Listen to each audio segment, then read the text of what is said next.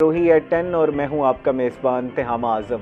नाज़रीन, उम्मीद करते हैं कि आपके दिन का आगाज़ अच्छा हुआ होगा। नाज़रीन, आज जुम्मे का दिन है और जुम्मे को सैयदुल अय्याम भी कहा जाता है, यानी कि दिनों का बादशाह।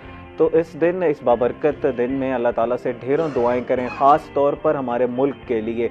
इस वक्त ये जो आजकल एक नासूर ने एक दफ़ा दोबारा सर उठा लिया, जिसको हम दहशतगर्दी कह रहे हैं, हमारी पाक फ़ौज इसका किला कमा करने में कामयाब हो। एक दफ़ा पहले जिस तरह हमने इसको हराया था, इस दफ़ा फिर इंशाल्लाह हम कामयाब होंगे कि हम दहशतगर्दी को हरा देंगे। नाज़रीन, इसी पॉजिटिव सोच के साथ हम आज के अपने मौजू पे चलते हैं। आज हमने बहुत ही इंपॉर्टेंट इशूज़ पे बात करनी है, ख़ास तौर पर ट्रांसपोर्टर्स के इशू पे। विक स्टेशन एक ही है, चौक चौराहों को अब तब्दील किया जा रहा है। कुछ चौकों की तो रेनोवेशन की जा रही है, लेकिन कुछ चौकों को अक्सर बिल्कुल बंद किया जा रहा है और बिल्कुल दोबारा नए से बनाया जा रहा है। तो इन सारी चीज़ों की तफसीलात क्या हैं, इसकी वजह से किन लोगों का फ़ायदा हो रहा है और कुछ लोग जो इससे नाला नज़र आ रहे हैं, उनके क्या तहफ़्फ़ुज़ात हैं, इस पर तफसीलन गुफ्तगू करते हैं। Senior reporter Rohi TV Waseem Shahzad हमारे साथ मौजूद हैं। अस्सलाम वालेकुम Waseem, welcome to the show. बहुत शुक्रिया आपके, कैसे हैं आप? आपने बुलाया। अल्हम्दुलिल्लाह, अल्लाह पाक का करम। नाज़रीन, इन्हीं के साथ हमारे साथ मौजूद हैं ख्वाजा मज़हर सिद्दीक साहब, जो कि मोटिवेशनल स्पीकर हैं।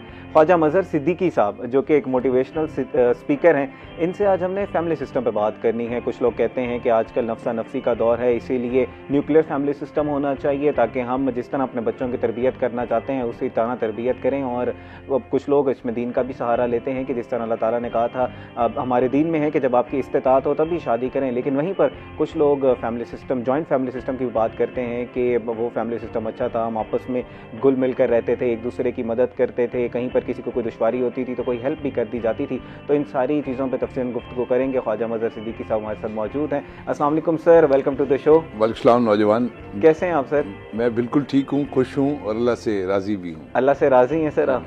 जनाब, अगर आप इजाज़त दें तो मैं वसीम साहब से ज़रा स्टार्ट करना चाहूँगा। वसीम भाई हमारे छोटे भाई हैं। वसीम साहब, वेदर बहुत हार्श हो चुका है, ज़रा वेदर से आगाज़ करते हैं। वेदर के बारे में आगाह कीजिएगा, क्या कोई अच्छी फोरकास्ट हैं, आगे कोई बारिशें होने का इम्कान है? आज से ही बारिशें शाम को आपको इंशाल्लाह थोड़ी सी ड्रिजलिंग जो है वो नज़र आएगी और कमिंग डेज के अंदर हम बारिशें होती हुई देखेंगे। तो उससे एक बेनिफिट ये हो रहा होगा कि जो हमारी मौसमी बीमारियां हैं उसके अंदर हम कमी जो है वो महसूस करेंगे। ख़ास अरसे से लोग सोच रहे थे कि मुल्तान शहर में सर्दी जो है वो नहीं पड़ रही। आज 2-3 दिन से जो एक मौसम है, जब सर्दी पड़ी है तो फिर लोग कह रहे हैं कि गर्मी कब आएगी। बस बर्फ़ की कमी है, बाकी तमाम चीज़ें जो है वो मुकम्मल हो चुकी हैं। और ऊपर से जो ठंडी हवाएं हैं, सर्द हवाएं, और ऐसे मौसम में जो फोग पड़ती है उससे ज़रूरी तो ये है कि आप सफ़र जब कर रहे हैं तो दिन का इंतखाब कीजिए दिन के वक्त में। लेकिन अगर बहुत ज़्यादा ज़रूरी सफ़र है तो फोग लाइट्स का तर्जुमान मोटरवे भी यही कहते हैं, ज़्यादा से ज़्यादा इस्तेमाल करें। और क्योंकि इसके अंदर ना ये जो मोटरवेज होती हैं क्लोज इसीलिए की जाती है ताकि चेन एक्सीडेंट जो है वो इसकी बेस पे ना हो। जैसे ही 1 किलोमीटर से जो फासला है वो धुंध की वजह से नज़र आना कम होता है तो मोटरवे क्लोज कर दी जाती हैं। तो मोस्टली हमारे यहाँ अब 9-10 बजे शाम को मोटरवेज ऑफ हो जाती हैं और दिन में तकरीबन 10 बजे तक उसका दोबारा से खोली जाती हैं। लेकिन दूसरे जो रोड्स हैं वो खुले हुए हैं, लेकिन उसके ऊपर एहतियात जो है वो बहुत ज़रूरी है। फॉग के सीज़न में ये एक्सीडेंट की तादाद ज़्यादा है। फॉग के सीज़न में एक्सीडेंट की तादाद ज़्यादा हो जाती है, तो जिस तरह वसीम कह रहे थे कि एहतियात लाजमी है ताकि हम अपनी तो हिफाजत कर ही सकें। जो बाकी दीगर लोग हैं जो कानून का पर अमल भी कर रहे होते हैं, बड़े एहतियात से चला रहे होते हैं, कहीं हमारी कोताही की वजह से उनका भी नुकसान ना हो जाए। ख्वाजा मज़हर सिद्दीकी साहब, आपसे भी मैं जानना चाहूँगा कि आजकल सर्दियाँ जो हैं वो अपने पीक पर हैं, आप इस मौसम को एंजॉय करते हैं या आपको गर्मियाँ पसंद हैं? देखिए, मौसम सारे अच्छे होते हैं, इंसान के अंदर का मौसम अच्छा हो। ठीक है, इसकी ज़रा वजाहत कीजिएगा। अंदर अगर गुस्सा है, नाराज़ी है, नफ़रत है, दावत है, हसद है, बुग़्ज़ है, बातनी अमराज पाल पाल के अंदर रखे हुए, तो आपको बाहर का मौसम कभी अच्छा नहीं लगेगा। मैं तो समझता हूँ कि हम खुशनसीब लोग हैं कि हमें अल्लाह ने 4 मौसम दिए हैं। बिल्कुल, 4 मौसम रह गए हैं वैसे क्लाइमेट चेंज की वजह से। देखिए, मैं आपको बताता हूँ कि मैं इस पर बहुत काम करता हूँ, बात करता हूँ। कल भी मैंने पोस्ट लगाई हुई थी अपनी वॉल पर कि मुझे वर्जीनिया से, अमेरिका से फ़ोन आया कि मुल्तान का मौसम कैसा है। एक पुराने मुल्तानी थे, तो मैंने उन्हें बताया कि सर्दी सर्दी कह रहे थे, सर्दी देख ली है। कल मुल्तान का मौसम 4 डिग्री सेंटीग्रेड था और बहुत अच्छा मौसम है। देखें, हर मौसम की ज़मीन को ज़रूरत होती है। गर्मी की भी ज़रूरत है कि फसलें पकनी हैं, आम आना है, अनाज तैयार होनी है। इस मौसम की ज़रूरत है, इस मौसम की सब्जियां हैं, फल है, वो बिकने हैं। तड़पाल बिकनी है जी, चिक बिकनी है, ठीक है, कोयले बिकने हैं। कल आप देखें कि जैकेट वाली दुकानों पर, जर्सी वाली दुकानों पर, ग्लव्स वाली दुकानों पर, टोपी वाली दुकानों पर कितना रश था। बिल्कुल इकोनॉमिक अपॉर्चुनिटी है। उन रेडियों पर, उन ढाबों पर इतना रश था कि लोग अपने हाथ गर्म करने की घर से ग्लव्स ले रहे थे, सर गर्म करने की घर से टोपियां ले रहे थे। इसी तरह और चीज़ें भी बिकी होंगी, जिनका मुझे हीटर बिके होंगे कल, और कोयले जो हैं कल बहुत बिके होंगे। तो ये हर शख्स का रिस्क वाबस्ता है होता है मौसम के साथ। तो मौसम ये शायरों के लिए बड़ा अच्छा मौसम है, मोहब्बत करने वालों के लिए बड़ा अच्छा मौसम है, बहुत फैंटास्टिक रोमांटिक इस मौसम है ये। मौसम में तो वो सुस्ती भी तो हो जाती है कि शायरी करने का फिर दिल भी नहीं कर रहा होता, बंदे का दिल करता है मैं घर जाऊं और बस अपने कमरे में बैठ जाऊं। जो हमारे हीटेड आपके मसाइल का मुझे इल्म नहीं है मगर हम तो काम करने वाले लोग हैं सर, हमें तो हर मौसम अच्छा, हर मौसम में मेहनत, हर मौसम अच्छा था। और फिर मैं यहाँ ये कहता हूँ, ये कुफरान नेमत है।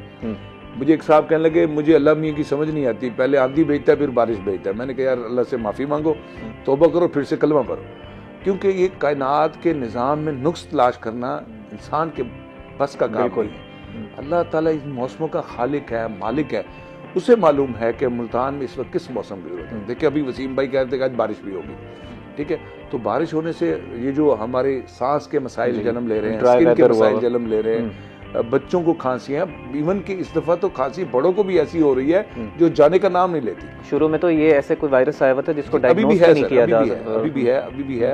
हमारे घर में तो मैं एक माह पहले मैं लोगों को कहता था कि पूरा घर अस्पताल बना पड़ा है। बिल्कुल, हम 7 अफराद हैं घर के, बहू बेटा पोते पोतियां, सब 7 लोग हैं। हम सब के सब मरीज थे और हमें ट्रीटमेंट हो रही थी। एक वक्त पिछले माह में ऐसा आया, हर घर में 6-7 लोग बीमार ऐसा ही है। तो मैं ये समझता हूँ ग्रेटिट्यूड अपने अंदर पैदा करना चाहिए, शुक्रगुजारी पैदा करना चाहिए। और मैं बहुत छोटे होते हुए मैंने अब्बू को कहा था कि मौसम जो आते हैं ना, असल में हमारी तैयारी नहीं होती इनके लिए।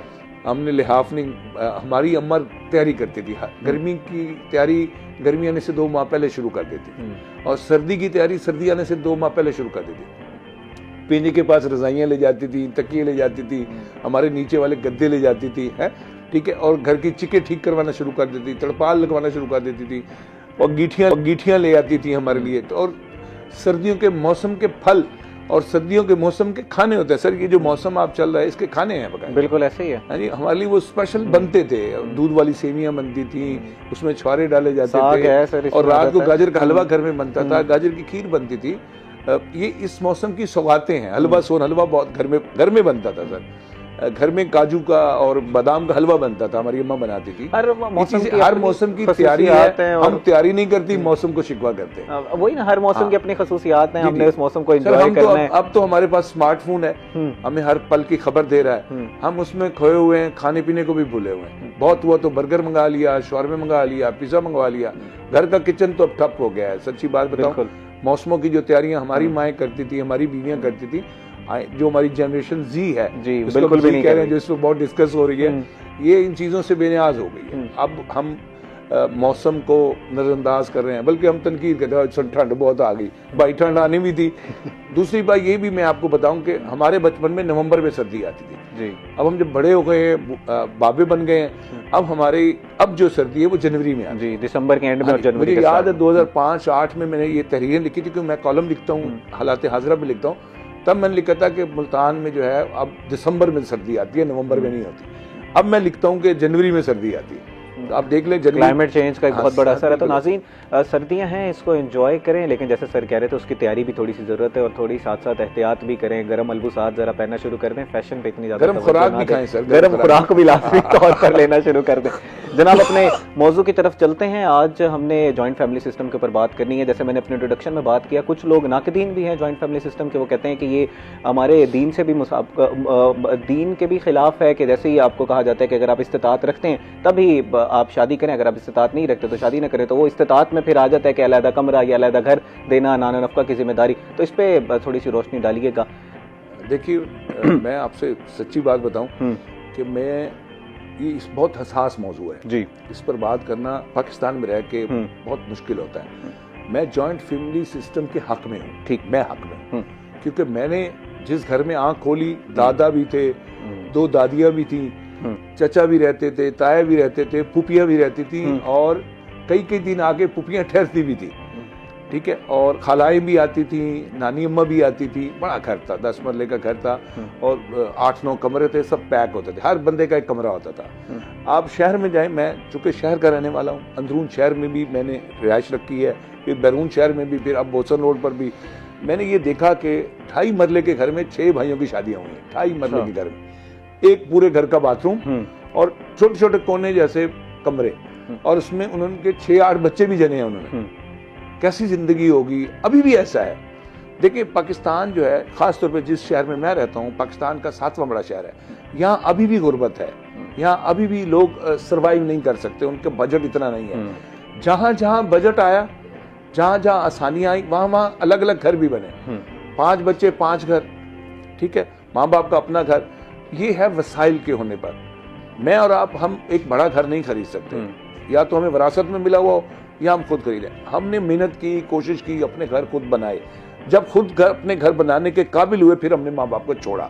मैं ये समझता हूँ कि ज्वाइंट फैमिली के इतने फवायद हैं कि अलग रहने के फायदे कम है। ठीक है। अच्छा, इसमें भी ये है कि हमारी तरबियत नहीं हुई सर। हम ज्वाइंट फैमिली में बहुत मोहब्बत से रह सकते हैं, हम बहुत इज्जत से और बहुत अपनाइयत से रह सकते हैं, ऐसा हुआ नहीं हमारे। मैं ये कहा करता हूँ कि हम कहते हैं कि बच्चों की तरबियत कैसे करें, भाई ठहरो, रुक जाओ, जरा सांस लो। मैं आपको बताता हूँ बड़ों की तरबियत कैसे करनी। बड़ों की तरबियत पे बात करते हैं सर। इस वक्त हुआ एक ब्रेक का, बहुत ही इंपॉर्टेंट टॉपिक है, इस पर जरा तफसील में बात करते हैं। नाज़रीन, ब्रेक का वक्त हुआ है, ब्रेक के बाद यहीं से गुफ्तगू का आगाज करेंगे। So we will be right back.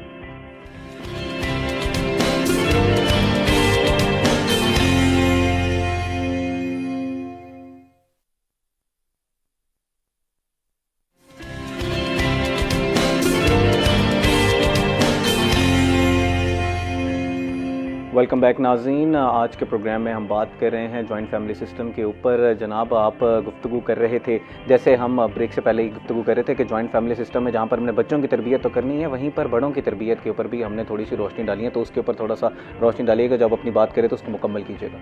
देखें, सच्ची बात बताऊँ कि मैं ये ज़रूरी समझता हूँ कि मुझे तालीमी इदारों में बुलाया जाता है कि पेरेंटिंग पर बात करें, बच्चों की परवरिश कैसे की जाए, वालिदैन बच्चों को। मैं कहता हूँ यार ठहरो, पहले ये बताओ कि पेरेंट्स को कैसे एजुकेट किया जाए, उनकी ट्रेनिंग कैसे किया जाए, उनकी माइंड मेकिंग कैसे की जाए, उनको कैसे बताया जाए। हम घरों में बहुत पुरअमन तौर पर रह सकते हैं कि हम किसी की नाक पर हमला ना करें, हम किसी की आज़ादी पर बंदिश ना लगाएं, जबर ना करें। तुमने ये नहीं करना, तुमने ये नहीं करना, तुम ये क्यों कर रहे हो, तुम मुझसे पूछ कर क्यों नहीं कर रहे। नहीं, आपकी आज़ादी की हद आपके वजूद तक है, आपकी बाउंड्री है, उसके बाद किसी और की बाउंड्री शुरू होती है। हम यहाँ गड़बड़, जॉइंट फैमिली सिस्टम खराब क्यों हुआ कि हमारी बर्दाश्त खत्म हो गई। एक दूसरे को कत्ल करने लग गए, एक दूसरे को मारने लग गए, एक दूसरे के ऊपर इल्ज़ाम दशनाम तराजी शुरू करने लगे, गाली गलोच शुरू हो गए, लड़ाई झगड़े शुरू हो गए, बर्दाश्त खत्म हो गई सर। ईसार, मैं कहा करता हूँ कि घर जो है उसूलों के तहत नहीं चलते। ये बात आप नोट कर ले, आपकी जिंदगी में बहुत काम आएगी। घर चलते हैं ईसार के साथ, घर चलते हैं एहसास के साथ, घर चलते हैं कुर्बानी के साथ, घर चलते हैं बर्दाश्त के साथ, रवादारी के साथ। ये हमारे घर का असूल है, 9 बजे दरवाजे बंद हो जाते हैं। भाई ये किसने बनाया ये असूल? एक आदमी की जॉब ही 11 बजे तक है, तो आप उसके लिए दरवाजा कैसे नहीं खोलेंगे? मैंने ऐसे नौजवान देखे हैं जो घरों की दीवारें फलांग के अंदर जाते थे कि वालिद साहब का असूल है कि 9 बजे दरवाजे बंद हो जाएंगे। फिर ये हुआ कि उनकी अगली नस्ल, उन्होंने कभी दरवाजे बंद किए ही नहीं। रात 1 बजे आ रहे हैं, 2 बजे आ रहे हैं, बाग़ियाना तबीयत हो जाती है। तबीयत हो गई। ऐसे ही सर मैं ये समझता हूँ कि जॉइंट फैमिली सिस्टम हमारे खित्ते के लिए बहुत बड़ी नेमत है। अब भी ज्यादातर आबादी 70% लोग जॉइंट फैमिली में ही रह रहे हैं, जिसके पास वसाइल आए। वैसे मैं ये बात अपने तजुर्बे की बुनियाद पर कर रहा हूँ, आपको बहुत काम आएगी और आप भी और मेरे सुनने वाले या देखने वाले भी इसे सीखेंगे। जब जब जो बच्चा सौखा हुआ है, आसूदा हुआ है, उसके पास पैसे आए हैं, दौलत आई है, उसका बैंक बैलेंस बढ़ा है, उसने माँ बाप से घर अलग किया है, उसने चाहा है कि मैं अलग से जिंदगी गुजारूं, आज़ादी के साथ जिंदगी। वो ऐसा हुआ। बहुत सारे माँ बाप कहते हैं ये बात, मुझे कहते हैं कि ये साडा मुंडा सौखा है, ऐसी तो सानू छड्ड के चला गया, यही साडी फिक्र करदा सी, ये साडा ख्याल रखदा सी, ਇਹ थोड़ा सौखा सी दुआवां भी करते सी, ਇਹਦੇ ਵਾਸਤੇ वैसे तो सारे वास्ते करते सी, ਇਹਦੇ ਵਾਸਤੇ ਜ਼ਿਆਦਾ ਕਰਦੇ ਸੀ, क्योंकि साडा ख्याल यही सौखा ਹੁੰਦਾ कि साडा घर तो ਵੱਖ हो गया, साडे तो जुदा हो गया, साडे तो अलग हो गया। माँ बाप रोते भी है सर। मैंने एक साहब से मिला, मेरी एक मुलाकात हुई, तो मैंने कहा आप बच्चों से बड़ा डरते हैं? कहते हैं हाँ यार, वो बड़ा बेटा हमें छोड़ गया था ना, तब से हम कमजोर पड़ गए हैं। वो घर अलग कर गया था। कि ये हमारी अब वो महीने खूबसूरती बाद है, आता हमारी है पोतों पोतियों को लेके फैमिली सिस्टम हम की डरते हैं कि कहीं और ना हाँ। भाग जाए। यही खूबसूरती है सर कि हम अपने एल्डरली का ध्यान रखते हैं। नहीं तो वेस्ट में हम देखते हैं ना कि उनको ओल्ड एज होम्स में भेज दिया जाता है। हमारे यहाँ भी एक इस तरह का कुछ सर इसके अलावा भी देखें हमने अपना आबाई मोहल्ला जो है ना सर, इस पे तफसीलन गुफ्तगू करते हैं। वसीम साहब हमारे साथ मौजूद हैं। हमने ट्रांसपोर्टर्स के कुछ मसाइल पे गुफ्तगू करनी है। वसीम साहब, अब ट्रांसपोर्टर्स के काफ़ी ज़्यादा मसाइल हैं, ख़ास तौर पर आजकल हम देख रहे हैं चेक्स एंड बैलेंसेस बहुत ज़्यादा हो गए हैं, स्ट्रिंडेंटली कवानीन पर अमल दरामद कराया जा रहा है, लेकिन विक स्टेशन तो एक ही है पूरे शहर में जहाँ से उन्होंने सर्टिफिकेशन हासिल करनी है ट्रांसपोर्टर्स ने। तो इसके बारे में ज़रा बताइएगा, कोई नए विक स्टेशन बनाए जा रहे हैं, ये है इसी पर इक्तफा करना पड़ेगा? बिल्कुल आप ठीक कह रहे हैं। ख्वाजा साहब की गुफ्तगू जो है वो इतनी महज कर देने वाली थी कि मैं अभी तक वहीं पर ही वो रुका हुआ था। अच्छा, मौजू जिस तरह आपने विक्स के हवाले से बताया, पूरे मुल्तान शहर में ट्रांसपोर्टर्स के लिए जो एक सर्टिफिकेट मिलता है कि आपकी गाड़ी रोड पर चलने काबिल है या नहीं, रोड पर चलने काबिल का सर्टिफिकेट विक्स स्टेशन देता है। मुल्तान शहर में विक्स स्टेशन था ही नहीं। लारी अड्डे पर एक विक्स स्टेशन जो है वो बनाया गया, जो भी कैटेगरी में सी का है, A, B, C, मतलब उसकी जो हदूद हैं वो इस तरह की हैं कि वो इस शहर को मुकम्मल तौर पर फुलफिल नहीं कर पाता। अब क्योंकि मुल्तान एक बड़ा शहर है तो उससे जुड़े हुए जो छोटे शहर हैं उनकी गाड़ियाँ भी मुल्तान ही आती हैं। अब जो ट्रांसपोर्टर्स को प्रॉब्लम आ रहा है वो ये है कि आप जब विक्स से अपनी सर्टिफिकेशन करा लेते हैं तो आप 6 महीने तक के लिए अलाउ होते हैं कि आप उसके बाद अपनी गाड़ी को रोड के ऊपर 6 महीने तक घुमा फिरा सकते हैं। अब गाड़ी जैसे ही वहाँ से बाहर निकलती है तो आगे एक और स्मोक की टीम खड़ी होती है और वहीं पे चेक करती है जहाँ से वो सर्टिफिकेट लेके निकला है, और फिर उसके धुएं का चालान हो जाता है। अब सवाल ये पैदा होता है कि अगर गाड़ी धुआं दे रही है तो विक्स ने किस तरीके से उसको पास करती है, और अगर वो गाड़ी धुआं नहीं दे रही, विक्स से पास शुदा है, तो उसका चालान किस तरह से किया जा सकता है। पंजाब व्हीकल एक्ट जो आया अभी रिसेंटली, इसने इतनी बुरी तरीके से ट्रांसपोर्टर्स को डिस्टर्ब किया कि मैंने इससे पहले इतने बड़े चालान नहीं देखे। 22 व्हीलर के हमने 1 लाख रुपए के चालान जो हैं वो देखे, वरना तो ट्रांसपोर्ट की हिस्ट्री में कभी इतना बड़ा चालान नहीं हुआ। ट्रांसपोर्टर्स ये क्लेम करते हैं कि हम पाकिस्तान की मईशत की रीढ़ की हड्डी हैं, सबसे ज़्यादा टैक्सेस हम लोग देते हैं, टूल प्लाजे हम लोग करते हैं, करोड़ों रुपए का माल, मूवमेंट हमारी सारी गुड्स की तहसील होती है उन्हीं के थ्रू होती है के हवाले से। लेकिन जो हम पर ये एक्ट लगाया गया है, ये एक्ट गलत है, और इस एक्ट के अंदर किसी हद तक उन्होंने कामयाबी जो है वो पाई अपनी हड़ताल करने के बाद। लेकिन एक मुतालबा जो उनका अभी तक बरकरार है वो ये कि शहर मुल्तान में विक्स स्टेशन जो है इसको या तो इसकी तादाद डबल की जाए या फिर इसमें कैटेगरी जो है वो इन्हांस की जाए, क्योंकि ये दिन के अंदर जो है वो तकरीबन 40 से 45 गाड़ियाँ जो हैं वो देखते हैं, तो बाकी फिर एक मुकम्मल लाइन लगी रहती है। वो लाइन बहुत दूर तक जाती है, 3-3, 4-4 दिन के बाद जो है वो लोगों का नंबर आ रहा है। अगर ये एक कैटेगरी में फॉल कर ले तो शायद 100 गाड़ी जो है वो रोज़ाना की बुनियाद पर चेक हो जाएगी और उसको सर्टिफिकेट। अच्छा, इसमें वसीम सबसे बड़ा मसला क्या आता है कि ट्रांसपोर्टर हजरात ये कहते हैं कि डीजल गाड़ी हमेशा ही धुआं देगी, वहीं पर जो हमारे चेकिंग करने वाले हजरात हैं, वो EPA की टीम हो या मोटर व्हीकल इंस्पेक्टर्स हो, वो ये कहते हैं कि अगर गाड़ी का ध्यान सही तरीके से रखा जाए तो डीजल गाड़ी इंजन नहीं देती। और मैं खुद इस चीज़ का ऐनी शाहिद हूँ कि 1-2 गाड़ियाँ उन्होंने हमारे सामने चेक की और तमाम गाड़ियाँ डीजल इंजन चेक किए जा रहे थे तो धुआं दे नहीं थी, तो मुझे भी ये हुआ शक कि शायद ये गाड़ियाँ धुआं दे रही हैं, लेकिन वहीं पर 2 गाड़ियां ऐसी हैं जो डीजल गाड़ियां थी लेकिन उन्होंने धुआं नहीं दिया। तो इसमें फिर थोड़ा सा ओनस ट्रांसपोर्टर हजरात पे भी जाता है कि वो अपनी गाड़ियों का ध्यान रखें। आप बिल्कुल ठीक कह रहे हैं। सबसे पहले हुआ ये कि स्मोक को कंट्रोल करने के लिए, इन्वायरमेंट को कंट्रोल करने के लिए गवर्नमेंट ने बिल्कुल तौर पर जो है वो इन किट्स को बेचा और CNG के ऊपर सबको जो है वो मुंतकिल किया, सब्सिडी दी गई। लोगों ने CNG के सारी चीज़ें उठा के अपनी गाड़ियों के अंदर लगा ली। फिर हुआ इस तरह के बाद में वो CNG जो है वो स्टेशन भी जो है वो आहिस्ता आहिस्ता नापैद होते गए और गैस की हमारे जो है वो बिल्कुल ज़ाया हुई। लोगों ने अब दोबारा से उस सारी चीज़ों को ख़त्म करने के बाद दोबारा शिफ्टिंग जो है वो इसके ऊपर की। अब फिर ये इशू क्रिएट हो गया कि ईंधन जो है वो अब बहुत ज़्यादा धुआं छोड़ रहा है, और ये एक पेट्रोल की गाड़ी है और एक वो जो डीजल की है, दोनों में डिफरेंस तो है। अब जो इंजन जो गाड़ियाँ आपने चेक की हैं उसमें यकीनन उसको 10-15 दिन पहले या 1 महीना पहले उसकी मेंटेनेंस हुई होगी, ट्रांसपोर्टर्स का ये गिला है कि मैं अगर हर महीने या हर 15 दिन के बाद अपनी गाड़ी के ऊपर जो है वो इस तरह से मामलात करता रहूँगा तो फिर मुझे बचत क्या होगी। हमारी गाड़ी जब रूट पर निकलती है तो 6 महीने के बाद हमारे पास उसका फिटनेस सर्टिफिकेट होता है और 6 महीने के बाद हम फिर जो है वो फिटनेस कराने के लिए वहाँ पर पहुँच जाते हैं। वैसे यहाँ पर बुनियादी सवाल ये पैदा होता है कि या उनके अपनी गाड़ियों के लिए बेहतर नहीं है कि अगर उसकी मेंटेनेंस का ध्यान रखा जाए। हम भी तो अपनी हर महीने के बाद गाड़ियों की करवा रहे होते हैं, ऑयल चेंज करा रहे हैं, फिल्टर्स जो रूटीन के चेकअप्स होते हैं वो करा रहे होते हैं, तो उनका तो काम है, पेशा है, उन्होंने ये करवाना है। तो अगर वो रूटीनली इसका चेकअप करेंगे तो इसमें उनकी अपनी बेहतरी। आप ठीक कह रहे हैं, ये तो वो कर सकते हैं ना जो मालिक हो, लेकिन हमारे यहाँ मोस्टली गाड़ी जो है वो ठेके पर गई हुई होती है। हमारे यहाँ बहुत सारी चीज़ें रेंट आउट होती हैं जो महीने बाद आपसे रेंट लेंगे। कोई ऐसा बंदा जिसने रेंट पे गाड़ी को उठाया हुआ है या वो जो ठेके पे रक्षा या रेडी को चला रहा है या उसके बाद वो ठेके पे किसी गाड़ी को चला रहा है, तो वो तो कोशिश यही करेगा ना कि मुझे इसके ऊपर कम से कम वो 6 महीने क्या मैं साल बाद इसको चेक एंड बैलेंस करूँ।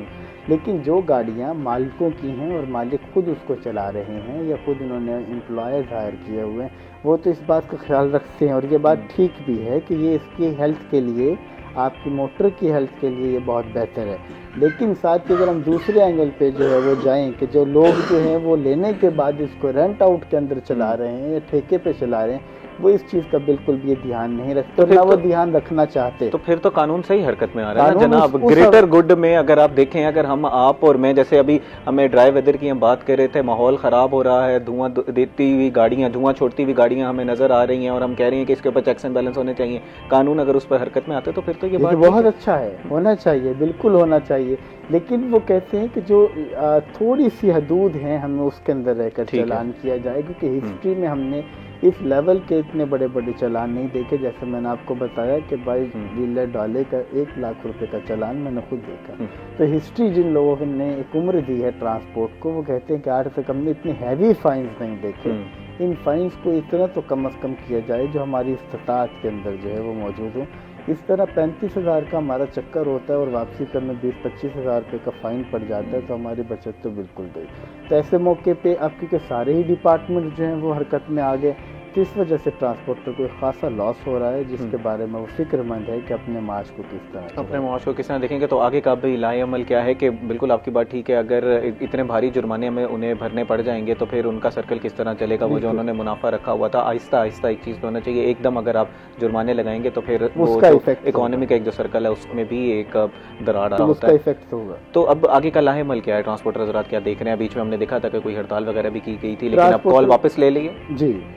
जो उनकी कॉल है वो वापस हो गई है। उसके अंदर गवर्नमेंट ने जो हैवी फाइन है उसमें किसी हद तक जो है वो रिड्यूस उनको किया है। कुछ मुतालबात इनकी जानिब से जो है वो भी माने गए हैं। इस हवाले से मज़ीद भी गुफ्तगू करते हैं, लेकिन नाज़रीन इस वक्त हुआ एक ब्रेक का, हमारे साथ रहिएगा।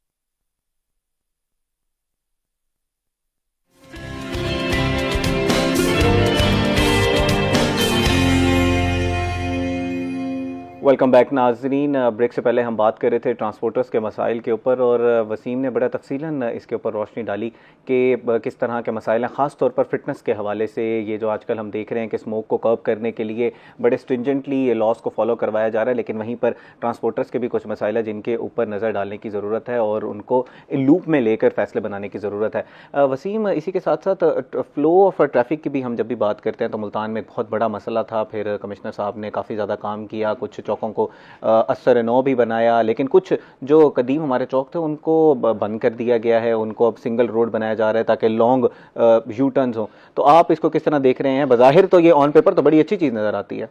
देखिए, इसमें मुख्तलिफ किस्म के तजर्बात भी हुए और पहले तो 9 नंबर चौक की अगर हम बात करते चलें तो वो कितने देर अरसा जो है वो तजर्बे की बुनियाद के ऊपर जो है वो गुजरता रहा। एंड उसके बाद हमने देखा है ख़ास अरसे से कि मुल्तान के जो मेन चौक थे, जिसमें सहजा वाला बाईपास हो, 9 नंबर चौक हो, या आपका सबसे ज़्यादा मसला जहाँ पर क्रिएट होता था मुल्तान का विहाड़ी चौक, उसको जो रेनोवेट किया गया है, जो उसके अंदर वेज बनाए गए हैं, वो यकीनन बहुत ज़बरदस्त हैं। क्योंकि हमारे मुल्तान शहर के अंदर डी क्लास बस अड्डे जो हैं वो वहाँ पर मौजूद थे कानून के मुताबिक जनरल बस स्टैंड से 4 किलोमीटर की हदूद के अंदर आप कोई भी डी क्लास बस अड्डा नहीं बना सकते। लेकिन हमारे यहाँ जो एक पूरी चेन वहाँ पर खड़ी है, उसमें फैसल मूवर्स हैं, मदीना है, स्काईवेज है, सिल्क लाइन है या राजपूत ट्रेवल्स हैं, ये जितनी उस साइड की पूरी बेल्ट है, ये कानूनी एतबार से मुनासिब नहीं, ना ही इनको कानून अलाउ करता कि आप वहाँ पर डी क्लास बस अड्डा बनाएं। गवर्नमेंट ने इसके ऊपर बड़े ख़ास अरसे तक जो है वो शहर की इंतज़ामिया ने इनको बंद भी किया। फिर आपको पता है स्टेक होल्डर्स का कहीं ना कहीं बीच में एक ताल्लुक़ होता है, फिर खुल गए, स्टेज में चले गए, कुछ ने जाके मुख्तलिफ़ किस्म की आगे चीज़ें की, लेकिन वो मसला हल नहीं हुआ। इशू ये हो रहा है कि जब आपको डी क्लास बस अड्डे ट्रैफिक सवारी आपकी वहाँ चलेगी, तो जो लाखों रुपए करोड़ों रुपए गवर्नमेंट के लगे और जनरल बस स्टैंड को क्रिएट किया गया, तो वहाँ पर कौन आएगा? आप जनरल बस स्टैंड के अंदर जो है वो हर तरह की सहूलत दे रहे हैं, पंखे भी हैं, वॉशरूम्स भी हैं, बैठने की अच्छी जगह भी हैं, एसी भी हैं, LCDs लगी हुई हैं, चार्जिंग पैनल हैं, आप मुकम्मल तरह से आपने एक माहौल वहाँ पे प्रोवाइड किया। लेकिन वही माहौल अगर उसी 4 किलोमीटर के रेडियस में कहीं और मिलेगा और बेहतर तरह से मिलेगा, तो लोग वहाँ चले जाएंगे। इस जनरल बस स्टैंड को चलाने के लिए आपको डी क्लास बस अड्डों को बंद करके ट्रैफिक को यहाँ पे लाना होगा। जो अड्डे बाहर हैं उन्हीं अड्डों को यहाँ पर जो है वो आने की दावत दी जाए, बल्कि दावत क्या दी जाए, ऑलरेडी वो अड्डे यहाँ पर मौजूद हैं। ये तमाम लोग जो वहाँ बैठे हैं, इन तमाम लोगों ने जनरल बस स्टैंड के अंदर भी एक एक अपना पॉइंट लिया हुआ है। लेकिन मसला ये है कि सारी सवारी का रुझान बाहर की तरफ है, वो खत्म होंगे तो सवारी जनरल बस स्टैंड की तरफ, क्योंकि इजी है ना, बाहर से टिकट ली और वहीं से चले गए, निकल गए। जब आप जनरल बस स्टैंड की तरफ आएंगे तो डेफिनेटली आपको गवर्नमेंट का जो रेवेन्यू है वो भी इंक्रीज होगा, और इसके साथ साथ आपका जनरल बस स्टैंड जो है वो भी आबाद हो रहा होगा। अब कानून तो ये कहता है कि जनरल बस स्टैंड को जब ठेके पे दिया जाता है साल के लिए, जो इसकी ऑक्शन वगैरह होती है, तो उसके अंदर जनरल बस स्टैंड से निकलने वाली जो गाड़ी है उससे ही सिर्फ आप पर्ची वसूल करेंगे। ठीक है। लेकिन शहर में आप देखें, सिर्फ इसी वजह से कि मोटरवे जो है या जो मोटर्स हैं ये फैली हुई हैं, बस अड्डे फैले हुए हैं, तो इस मुनासबत से शहर के चारों तरफ जो है वो पर्ची माफिया बना बैठा हुआ दिखाई देता है। शहर में अगर 10 रुपये की पर्ची है, आपने कोई भी सवारी लेकर बाहर निकलना है या मोटरसाइकिल रिक्शा लेकर बाहर निकलना है या किसी और तरह की कोई वैगन लेकर बाहर निकलना है, तो उसकी गवर्नमेंट की फ़ीस है 50 रुपये। ठीक है। लेकिन आप देखेंगे कि वहाँ पर 100, 150, 200 जहाँ पे जिसका जैक लग रहा है वो वहाँ पर वसूल की जा रही हैं। इतने ज़्यादा एलिमेंट्स वहाँ पे क्रिएट हो चुके हैं कि इस वक्त जो है वो मुकम्मल तौर पर जो भत्ता है वो आपका जनरल बस स्टैंड के ऊपर चल रहा है, क्योंकि उसकी कोई एक डायमीटर हदूद ही नहीं ना, उसकी कोई हदूद नहीं है, उसकी हदूद तय करने की ज़रूरत है। और ये बहुत ही इंपॉर्टेंट चीज़ है जिस पर वसीम रोशनी डाल रहे थे। इस पर मज़ीद भी गुफ्तगू करते हैं, लेकिन हम जॉइंट फैमिली सिस्टम पर बड़ा तफसीलन राय जानने की कोशिश कर रहे थे सिद्दीकी साहब से। जनाब ये बताइएगा कि जैसे जॉइंट फैमिली सिस्टम के आप बता रहे थे फ़ायदे, वहीं पर कुछ लोगों के नज़र में मसाइल भी हैं, उन किस तरह कब किया जा सकता है, उस पर किस तरह, जैसे आप तरबियत की बात कर रहे थे, इसके अलावा कोई और रास्ते हैं? मैं ये समझता हूँ, जो मेरी अपनी ऑब्जर्वेशन है, जो मैंने देखा है कि हर चीज़ के यानी हर तस्वीर के दो रुख होते हैं। ठीक। तो एक बच्चा था जो बहुत बाप को तंग कर रहा था, तो उसने एक तस्वीर दिखाई बच्चे को, उसके टुकड़े टुकड़े किए और कहा इस तस्वीर को दुरुस्त करो। तो बच्चे ने चंद मिनट्स में वो तस्वीर ठीक करके बाप को दिखा दी। तो बाप हैरान हुआ और पूछने लगा ये तस्वीर इतनी जल्दी तुमने कैसे ठीक कर ली? उसने कहा अब्बा इसके पीछे दुनिया का नक्शा था, मैंने दुनिया के नक्शे को ठीक किया तो ये तस्वीर ठीक हो गई। तो हम चीज़ों को दुरुस्त रख सकते हैं, ख़राब कर सकते हैं, ये हमारे बस में है।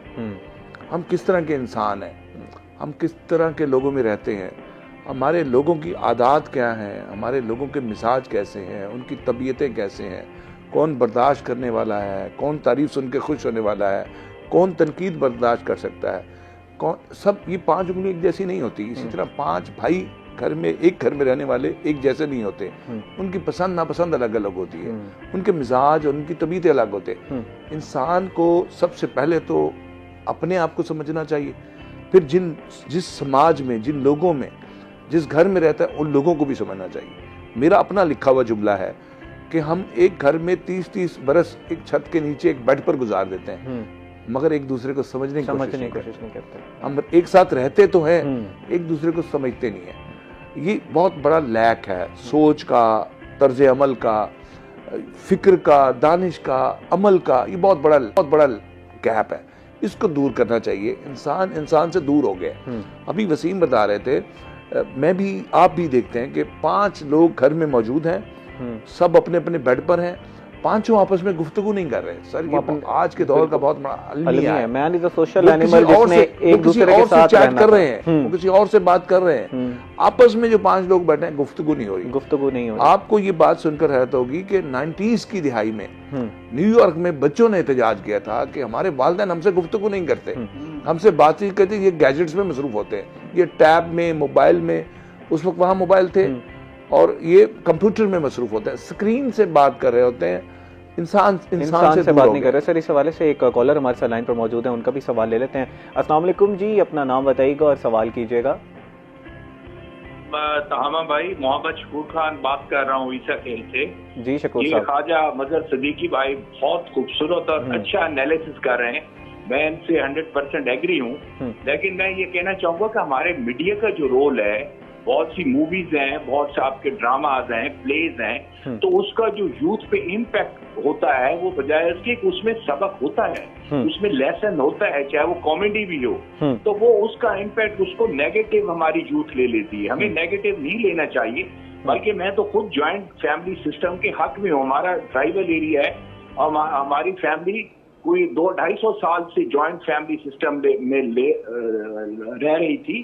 अब कोई 30 to 40 ईयर्स से वो भी एक इंडिपेंडेंट घर, इंडिपेंडेंट बहू है, तो वो अलहदा बच्चे का और माँ का एक गैप है, एक गैप जो हमें नजर आता है। एक तो हमारे जो सोशल मीडिया है, जो मोबाइल्स हैं, वो तो अभी उसको 10, 15, 20 साल हुए, बट वो जो माँ और बाप का जो रोल है, बाप सरप्रस्त होता है, लेकिन जो ड्रामाज की या इस किस्म की जो सोसाइटी बन चुकी है कि माँ अपनी तरफ बच्चों को खींचती है, वालिद को माशरे का पता होता है, वो स्टडी कर चुका होता है कि जॉइंट फैमिली सिस्टम में कितने फायदे हैं, और वो उनको लेके चलता है, स्पेशली अपनी औलाद को उनकी परवरिश करता है, उसने बजट बनाना होता है।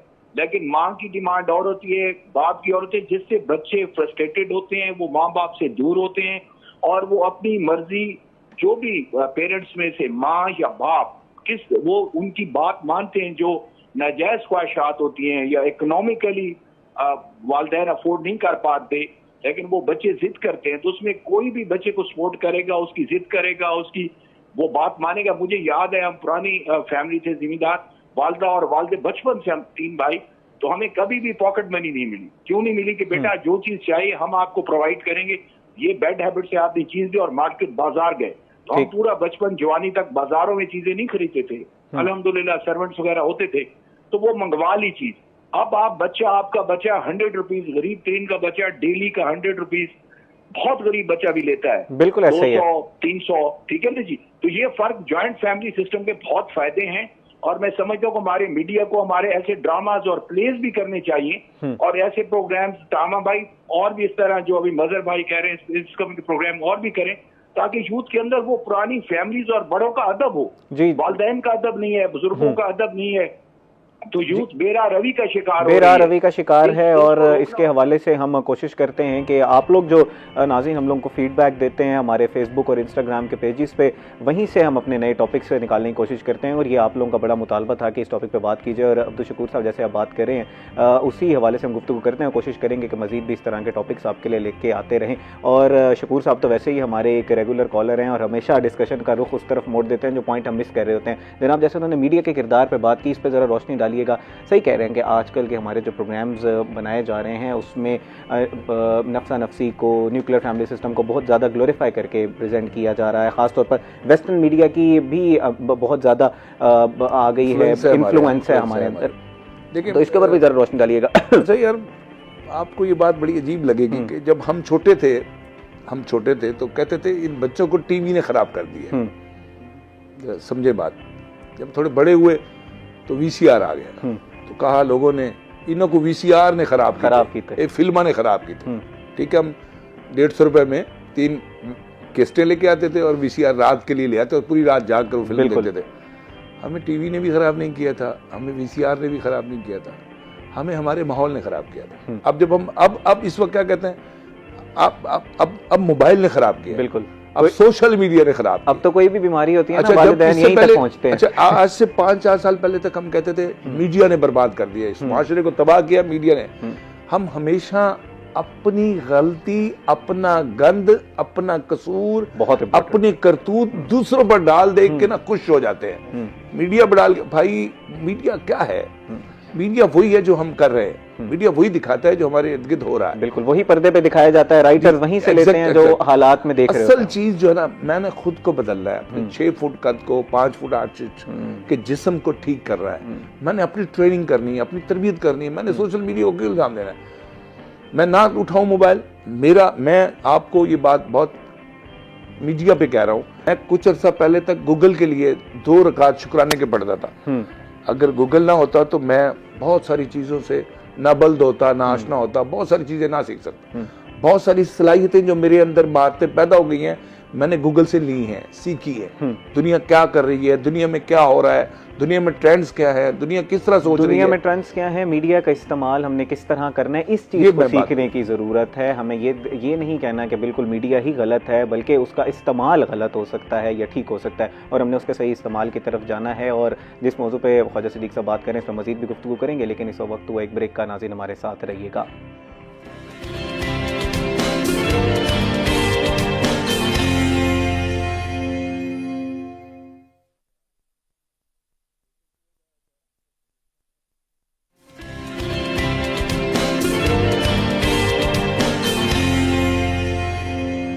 वेलकम बैक नाजरीन। ब्रेक से पहले हम जॉइंट फैमिली सिस्टम के ऊपर तफसीलन गुफ्तगू कर रहे थे। ख्वाजा मज़हर सिद्दीकी साहब, मैं अब आपसे जानना चाहूँगा, जैसे आप बात करें कि जॉइंट फैमिली सिस्टम एक बहुत अच्छा सिस्टम है जो हमारे ये जो मुआशरा है उसकी अक्कासी भी करता है, इसके बड़ा अहम पिलर है जॉइंट फैमिली सिस्टम में। इसमें ये ज़रा ये जानना चाहूँगा, लेकिन इसी सिस्टम में हसद, कीना, बुग़्ज़, सास बहू के झगड़े, और फिर अब अक्सर औक़ात ये कहा जाता है कि हम जिस तरह अपने बच्चे की तरबियत करना चाह रहे हैं उस तरह की तरबियत हम कर नहीं पा रहे, क्योंकि काफ़ी ज़्यादा इन्फ्लुएंस है ना बाकी सारे लोगों का जॉइंट फैमिली सिस्टम की वजह से। तो ये इस तरह के मसाइल भी तो हैं। सर, मैं दिल करता है कि प्रोग्राम का दौरानिया बहुत बड़ा हो, मैं अपनी कहानी सुनाना चाहता हूँ। मैं मुख्तसरन बताऊँ आपको। मैंने बताया कि मेरी जहाँ शादी हुई, जी जिस घर में शादी हुई, वहाँ मेरे ताया, चचा, फूफियाँ, दादा, 2 दादियाँ, मेरे वालिदैन रहते थे। ठीक है, फूफियाँ भी आके ठहरती थी, खालाएं भी आती थी। मैंने उस माहौल में आँख खोली है और यकीन करें मज़े की ज़िंदगी गुजारी है। इंसान खुद समझदार हो, होशियार हो। यानी मेरी वालदा ने मुझे कहा कि तेरी बीवी सारा दिन कमरे से बाहर नहीं निकलती, तो मैंने कहा जी इसकी ऐसी की तैसी, और मैं अंदर जाके उसकी ऐसी की तैसी फेरी नहीं। मेरी वहाँ जाके बदला, वो मेरे कपड़े इस्त्री करती रही, मेरी ही ज़ाती काम करती रही, मेरी ये कोई किताब की तरतीबें ठीक लगाती रही, मेरी बुक शेल्फ को देखती रही। मैंने उसको कुछ नहीं कहा। सुबह मैंने पूछा, हाँ, मैंने कहा जनाब जो आपने कहा था कस दिया उसको। ये आपको हर शख्स को एक एक्टर भी होना चाहिए सर, एक अदाकार भी होना चाहिए। इसमें अब आपकी अपनी शख्सियत क्योंकि स्ट्रांग थी ना, लेकिन इसमें 90% आपके जैसी जहनियत के मालिक नहीं होंगे। जी, मैं अर्ज करता हूँ ना, मैं जब अपनी बीवी का सूट खरीदता था, पहले माँ का खरीदता था, फिर बीवी का खरीदता था। मैं जब अपनी माँ के पास गया, ये पिंक कलर का सूट आपकी बहू का, ये ब्लैक आपका, तो मेरी माँ ने कहा, हाय बड़ी हसरत सी ब्लैक सूट पाड़ दी, तू बुढ़ी का ले काला सूट। मैं कहा जी काला तुसी पाओगे, पिंक को पाएगी। मुझे समझ आई कि मैं जो बीवी के लिए सूट लाया हूं मेरी माँ को वो पसंद आएगा। फिर मैं सारी जिंदगी माँ से ये एक्टिंग करता रहा। जो माँ के लिए लाता था वो 200-400 रुपए महंगा होता था, वो बीवी का बताता था, और जो बीवी का होता था वो माँ को बताता। मेरी माँ कहती थी वो उस वाला सूट मेरे कलर को बड़ा दिल को लगता है। मैं एक्टिंग करता रहा सर। देखिए, जिंदगी को जीने का ढंग सीखना चाहिए जिंदगी को। अच्छा, जब मैंने सोचा कि अब बस हमें अलग होना चाहिए, हमारा मैंने किताब पढ़ी 1 यूनिट होना चाहिए जी। तो फिर मैंने ये सोचा कि मज़हर जी की यहाँ मजे की जिंदगी गुजार रहे हो, बिजली का बिल बाप भरता है, प्रॉपर्टी टैक्स बाप भरता है, वासा का बिल बाप भरता है, टेलीफोन का बिल बाप भरता है, गैस का बिल बाप भरता है, तुम तो मजे की जिंदगी, जो हांडी पकती है 2 कटोरियां हम ले लेते हैं मियाँ बीवी। तो मुझे लगा कि ये बड़ा फायदा है। क्या तुम इतने खर्चे उठा सकोगे जब घर ले रहे हो? मैंने बोसन रोड पर सफारी टाउन में अपनी जिंदगी का पहला घर खुद लिया था। उस जमाने में 2002-03 में 20 लाख रुपए का मकान लिया था।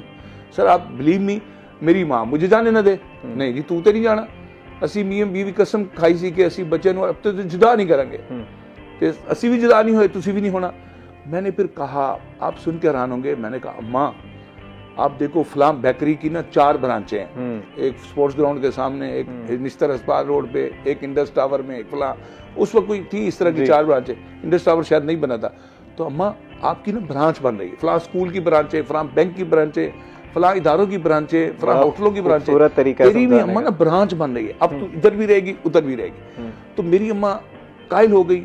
मैंने कहा इधर दाल पकेगी, उधर साग पकेगा, उधर मुर्गा पकेगा, इधर हम आपस में एक्सचेंज करेंगे। और अम्मा तू जाके ना 7-8 दिन, मेरी दादी भी जिंदा थी, तो अपनी सास से निजात हासिल करेगी, सास है तेरी, तो कुछ दिन अपनी बहू के ऊपर, फिर वहां जाके सास बनना। बहुत ही।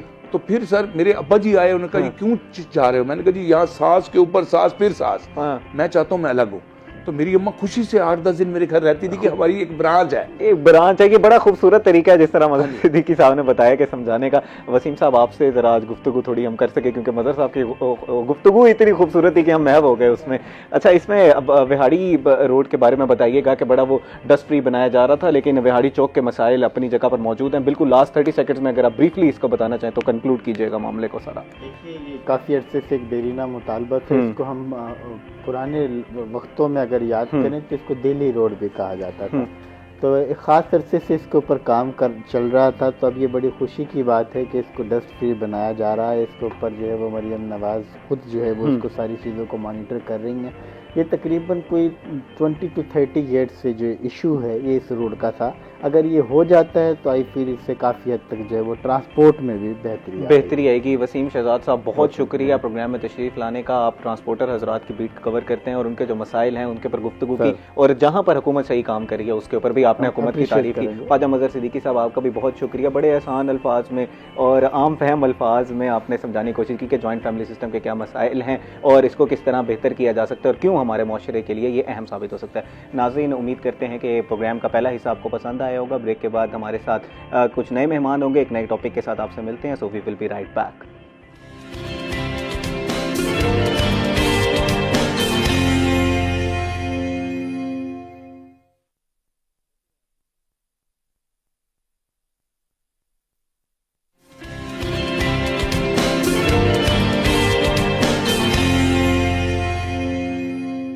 वेलकम बैक नाजरीन। आज जुम्मे का दिन है और जुम्मे को हम कोशिश करते हैं कि कोई ना कोई ऐसा इस्लामिक टॉपिक लाया जाए आपके लिए जो आम लोगों के जहनों में जिस तरह के सवालात होते हैं उसको हल करने का हम हल करने में कामयाब हों।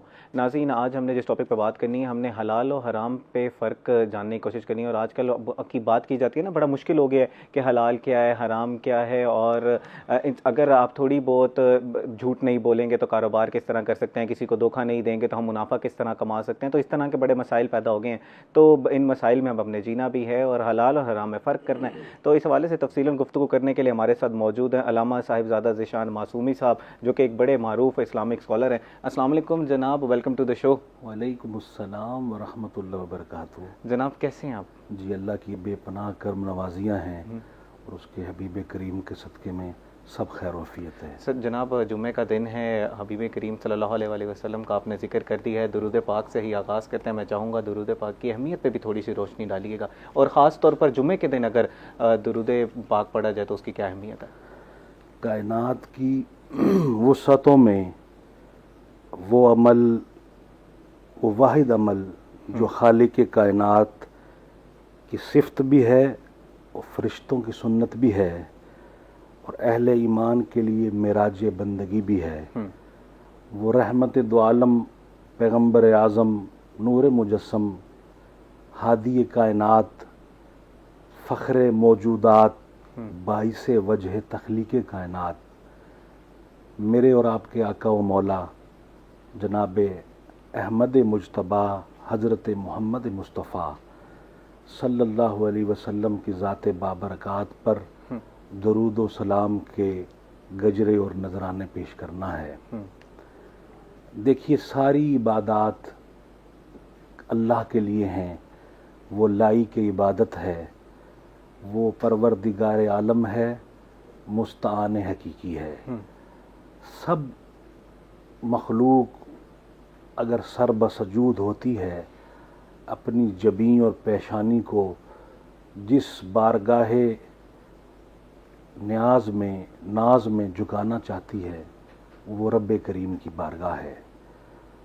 और दरूद पाक वो वाहिद इबादत है जो खल्लाक़ दो आलम खुद करता है। अल्लाह और उसके फरिश्ते और ईमान वाले, या अय्युहल्लज़ीना आमनू सल्लू अलैहि वसल्लिमू तस्लीमा इन्नल्लाह व मलाइकतहू युसल्लूना अलन नबी या अय्युहल्लज़ीना आमनू सल्लू अलैहि वसल्लिमू तस्लीमा का ये अज़ीम कुरान मजीद में फुरकान हमीद में रब्बे कायनात खुद अल्लाह ने ईमान वालों को, फरिश्तों को, और वो खुद शामिल है। सब इबादतें इंसान करते हैं, फरिश्ते करते हैं, ये वो वाहिद इबादत है जिसमें अल्लाह ताला खुद अपने हबीब करीम पर दरूद सलाम पढ़ रहा है। तो दरूद सलाम मोमिन की बंदगी की, इश्क मुस्तफ़ा की मिराज है और अल्लाह के कुर्ब पाने का वो ज़रिया है जिससे रब का कुर्ब बंदे को बहुत जल्द मिलता है। और जुमा का दिन आज तो वैसे भी दरूद पाक की कसरत का दिन है। आका अलैहिस्सलातु वस्सलाम की ज़ात बाबरकात पर जुमा के दिन कसरत से दरूद पाक पढ़ने का हुक्म दिया गया है। और देखिए कि अल्लाह के नबी करीम आका अलैहिस्सलातु वस्सलाम जिनकी ये शान है कि रब फरमाता है वरफ़ाना लका ज़िक्रक, मैंने आपका ज़िक्र आपके लिए सबसे बुलंद कर दिया। अब मखलूक सारी मिल जाए तो वो आका अलैहिस्सलातु वस्सलाम का ज़िक्र क्या बुलंद कर सकती है जिसका बनाने वाला मालिक उसका ज़िक्र बुलंद कर रहा है। और वो अपने लारैब किताब में, अबदी किताब में, आफाकी और आलमगीर पैगाम जो कुरान मेरे मुस्तफ़ा का मौजज़ा है, तो उसमें फरमा रहा है। तो देखिए वो ज़िक्र कैसा ज़िक्र होगा। तो सारी इबादतें एक तरफ हो जाएं और आपका मोहब्बत और इश्क से पड़ा हुआ दरूद पाक एक तरफ हो जाए, तो यकीन रखिए कि वो दरूद पाक उसका पलड़ा भारी है। बल्कि महशर के दिन आका अलैहिस्सलातु वस्सलाम के पास एक पोटली होगी। तो आप जब तराजू पर, मैज़ान पर अमल तोले जाएंगे तो उस पोटली को निकालेंगे। अब नेकियों का पलड़ा भारी नहीं है, बुराइयों का भारी है। तो जब देखेंगे सरकार के बुराइयां ज़्यादा हैं, वज़न ज़्यादा हैं, गुनाह ज़्यादा किए हैं और नेकियां कम हैं, तो रहमत आलम एक पोटली खोलेंगे, उसमें से कुछ निकाल के उस पलड़े में रख देंगे, तो वो नेकियों वाला पलड़ा भारी हो जाएगा। वाह, सुभान अल्लाह। तो पूछा गया या रसूलुल्लाह सल्लल्लाहु अलैहि वसल्लम ये क्या चीज़ थी?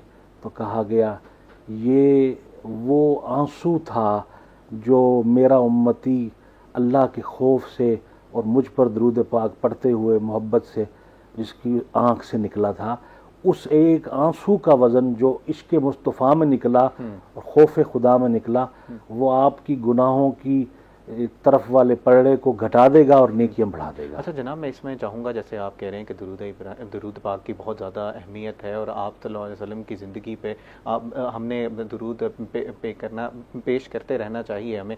लेकिन इसमें ज़रा मैं चाहूँगा आम नाजरीन के लिए ये रोशनी डालिए कि सिर्फ मोहब्बत का मतलब ये नहीं है कि हम अपने ज़बान से कलमात अदा करते रहें, बल्कि आप सल्लल्लाहु अलैहि वसल्लम की ज़िंदगी हमारे लिए असवा हुस्ना है और उनकी ज़िंदगी को मिनोअन फॉलो करने की हमने कोशिश करनी है। बिल्कुल, रहमत दो आलम आका अलैहिस्सलातु वस्सलाम की ज़िंदगी का हर अमल हमारे लिए राह हिदायत है। बल्कि बात ख़त्म कर दी मालिक कायनात ने, मन युतीउर रसूल फ़क़द अता अल्लाह। जिसने मेरे हबीब की पैरवी की, जिसने मेरे हबीब का रास्ता इख्तियार किया, जो मेरे हबीब की बातों के मुताबिक ज़िंदगी बसर करता है, उसने मेरी ही तो बात मानी। मन युतीउर रसूल, जिसने पैरवी की रसूलुल्लाह की, फ़क़द अता अल्लाह, वो अल्लाह की ही पैरवी है। वो अल्लाह से जुदा नहीं है मगर वो खुदा नहीं है। वो खुदा नहीं है मगर खुदा से जुदा नहीं है। तो रसूल करीम रहमत आलम सल्लल्लाहु अलैहि वसल्लम ने क्या बताया है, क्या पैगाम अल्लाह को तो देखिए सारे मानते हैं, किसी न किसी मजहब में किसी न किसी सूरत में मानते हैं। रसूलुल्लाह की रिसालत पर ईमान लाना ही मुसलमानियत है और ईमान का हिस्सा है। तो आका अलैहिस्सलातु वस्सलाम ने पैगाम जो पहुंचाया दुनिया में आकर, वो अल्लाह की वहदानियत का है। आपने ये कहा कुलू ला इलाहा इल्लल्लाह, लोगो अल्लाह वादहु ला शरीक है, अल्लाह का कोई शरीक नहीं। अल्लाह ताला सिफात में ज़ात में यकता है, वाहिद नहीं है, उसका सीगा सानी है। अल्लाह यकता है, लम यलिद वलम यूलद है, ना उसको किसी ने जना ना उसने किसी को जना। वो मालिक दो आलम खल्लाक कायनात है। तो रब्बे करीम की वहदानियत का पैगाम मुस्तफ़ा करीम लेके आए, तभी लोगों ने पत्थर मारे ताइफ में, आप पर जुल्म और सितम की इंतहा की। किस बात पर की? हुजूर को तो वो मानते थे। आपने फरमाया था कि मेरा बचपन, मेरा लड़कपन, मेरी जवानी आप लोगों में गुजरी, बताओ मैंने कभी झूठ बोला है? बताओ मैंने किसी के साथ बद इखलाकी की? बताओ मैंने किसी के साथ किसी की अमानत में खयानत की? सादिक और अमीन हुजूर को तो वो उस टाइम भी सादिक और अमीन मानते थे, बल्कि मानते क्या थे, अपनी अमानतें रहमत आलम के पास रखवाते थे। दौरे जाहलियत में भी जब आपने ऐलान नबूवत नहीं किया था ना, तब भी वो मानते थे ये सच्चा है, ये सच बोलता है, ये मेहमान नवाज है, और ये अल्लाह का हबीब करीम सल्लल्लाहु अलैहि वसल्लम, ये कभी इसने खयानत नहीं की। तो यही वजह थी, आपने फरमाया तुम मुझे मानते हो, तो कहाँ मानते हैं? तो फिर आपने फरमाया मैं ही कहता हूँ कि अल्लाह वाहदहु ला शरीक है, उसका कोई शरीक नहीं, वो ला शरीक है। तो आका अलैहिस्सलातु वस्सलाम ने पैगाम ही अल्लाह के करीब करने का दिया। हम खुदा के कभी काइल ही न थे, तुझको देखा तो खुदा याद आया। कहते थे सहाबा, हर नबी को तबलीग हुई ना जी, तो वो हर एक उम्मती, नबियों के उम्मतियों ने कहा अल्लाह दिखाएं कैसा है।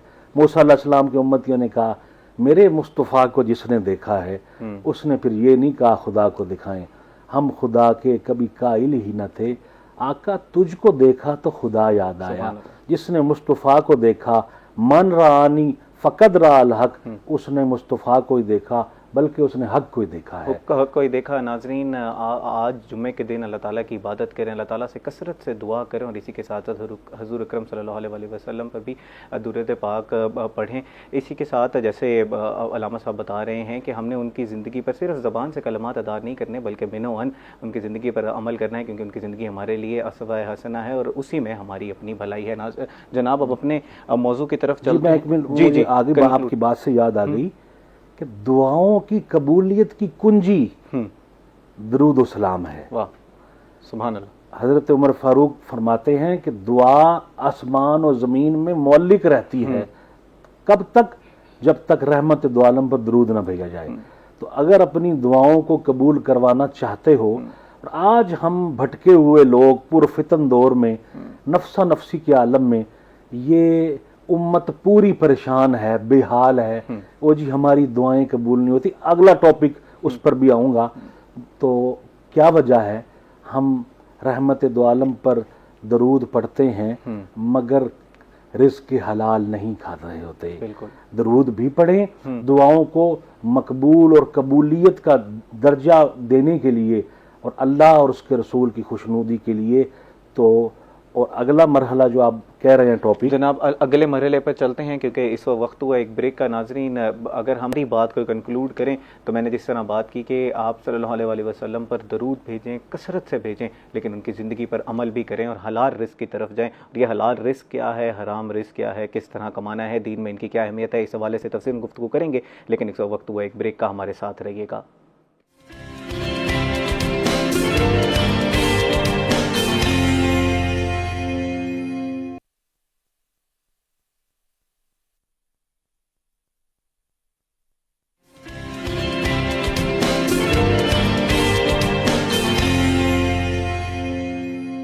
वेलकम बैक नाजरीन। ब्रेक से पहले हमने तफसीलन दुरूद पाक की अहमियत पे गुफ्तगू की। उम्मीद करते हैं कि आपको पसंद आया होगा प्रोग्राम का पिछला हिस्सा। नाजरीन, अब हमने हलाल और हराम पे तफसीलन गुफ्तगू करनी है। हलाल और हराम में इस्लाम में क्या अहमियत है, किस तरह इन दोनों में तफरीक की जाती है, और अगर कोई शख्स हराम कमाई अपनी हलाल कमाई में दाखिल कर देता है तो उसका फिर गुनाह क्या है, और फिर उसके असरात हमारे माशरे पर क्या पड़ते हैं। तो तफसीलन सवाल से गुफ्तगू करेंगे। मौजू पे जाने से पहले हमारे जो रिपोर्टर हैं वो इस वक्त वेदर की जो सूरत हाल है उसको आगाह करने के लिए तैयार हैं। जी, हमारे साथ मौजूद हैं गौहर रहमान जो कि सीनियर रिपोर्टर हैं रोही टीवी के। गौहर, क्या सूरत हाल है जी वेदर की? जी बिल्कुल, मुल्तान में जनूब पंजाब भर में सर्दी की शिद्दत जो है वो बरकरार है, बल्कि उसमें इजाफा ही हुआ है। और साथ ही गुज़िश्ता 2 रोज़ के दौरान जो धुंध के बादल छाए हुए थे वो इस वक्त छट चुके हैं, जिसके बाद मोटरवेज़ को खोल दिया गया है। मुल्तान के मोटरवे सेक्शन M4 के हवाले से बात की जाए तो M4 इस वक्त ट्रैफिक के लिए खुला है। M5 जो है वो भी ट्रैफिक के लिए खुला है, जो मुल्तान से सखर के लिए है। जो मुल्तान सेक्शंस हैं वो मुकम्मल तौर पर फ़ाल दिखाई देते हैं और गाड़ियाँ जो है वो मोटरवे पर सफ़र करते हुए दिखाई दे रही हैं। साथ ही जो सर्दी की शिद्दत है उसमें इजाफा हो गया है। मुल्तान का आज कम से कम दर्जा हरारत 4 डिग्री सेंटीग्रेड, जबकि ज़्यादा दर्जा हरारत मुल्तान का 16 डिग्री सेंटीग्रेड तक जाने का इम्कान है। इस वक्त यख बस्ता हवाएं चल रही हैं, ठंडी हवा है जब मैं आपसे बात कर रहा हूँ, और मेरे हाथ जो है वो भी इस वक्त शल होते हुए दिखाई दे रहे हैं, क्योंकि 4 से 5 किलोमीटर फ़ी घंटा के हिसाब से मुल्तान में यख बस्ता हवाएं चलती हुई दिखाई दे रही हैं। ऐसे में महकमा मौसमियात की जानिब से ये पोजीशन गोई की गई है कि सर्दी की शिद्दत जो है 1 हफ्ते के दौरान इसी तरीके से बरकरार रहेगी, और सर्दी की शिद्दत बढ़ने के साथ ही उसके नताइज ये निकल रहे हैं कि बड़ी तादाद में जो लोग हैं मौसमी जो सीजनल बीमारियाँ हैं उनका शिकार हुए, नज़ला ज़ुकाम के जो मरीज़ हैं उनकी तादाद में इजाफा हो गया है। और ख़ास तौर पर जो नौमौलूद बच्चे हैं, मासूम बच्चे हैं, वो इस सर्दी की शिद्दत को बर्दाश्त नहीं कर पा रहे, और बड़ी तादाद में जो बच्चे हैं वो मुल्तान के चिल्ड्रन अस्पताल में नमूनिया का शिकार होकर पहुंच रहे हैं। ऐसे में डॉक्टर्स का ये कहना है कि बच्चों को बचाया जाए, गैर ज़रूरी तौर पर बाहर ना निकाला जाए। सर्दी की शिद्दत से बचाने के लिए गर्म कपड़ों का इस्तेमाल करें, गर्म मशरूबात का इस्तेमाल करें, तब ही इस सर्दी की शिद्दत से बचा जा सकता है। और आज के हवाले से महकमा मौसमियात के जानिब से ये प्रेडिक्शन की गई है कि ये सर्दी की शिद्दत इसी तरीके से बरकरार रहेगी। सूरज के निकलने के चांसेस आज बहुत कम हैं, क्योंकि बादल छाए हुए हैं, और ये जो 4 से 5 किलोमीटर फ़ी घंटा के हिसाब से हवा चल रही है ये इसी तरीके से चलती रहेगी। शहरी गैर ज़रूरी तौर पर बाहर निकलने से परहेज़ करें, और जो मोटरसाइकिल सवार हैं वो ग्लव्स का इस्तेमाल करें, हेलमेट का इस्तेमाल करें, तभी सर्दी की शिद्दत से बचा जा सकता है। जी, बहुत शुक्रिया गौहर, आपने तफसीलन आगाह किया कि इस वक्त वेदर की क्या सूरत हाल है। नाज़रीन, जिस तरह गौहर बता रहे थे कि आने वाले दिनों में मज़ीद सर्दी की शिद्दत में इजाफा होगा, और हम सिर्फ इसका मुकाबला गर्म मलबूसात के साथ कर सकते हैं, और जो एहतियाती तदाबीर हमें बताई जा रही हैं डॉक्टर्स की तरफ से और हुकूमत की तरफ से, उस पर अमल करके हम अपनी सेहत का भी ख्याल रख सकते हैं और अपने बच्चों की सेहत का भी ख्याल रख सकते हैं। नाज़रीन, इस वक्त अहमर ख़ान हमारे साथ मौजूद हैं जो हमें मार्केट के रेट से आगाह करेंगे। जी अहमर, क्या सूरत हाल है मार्केट्स की?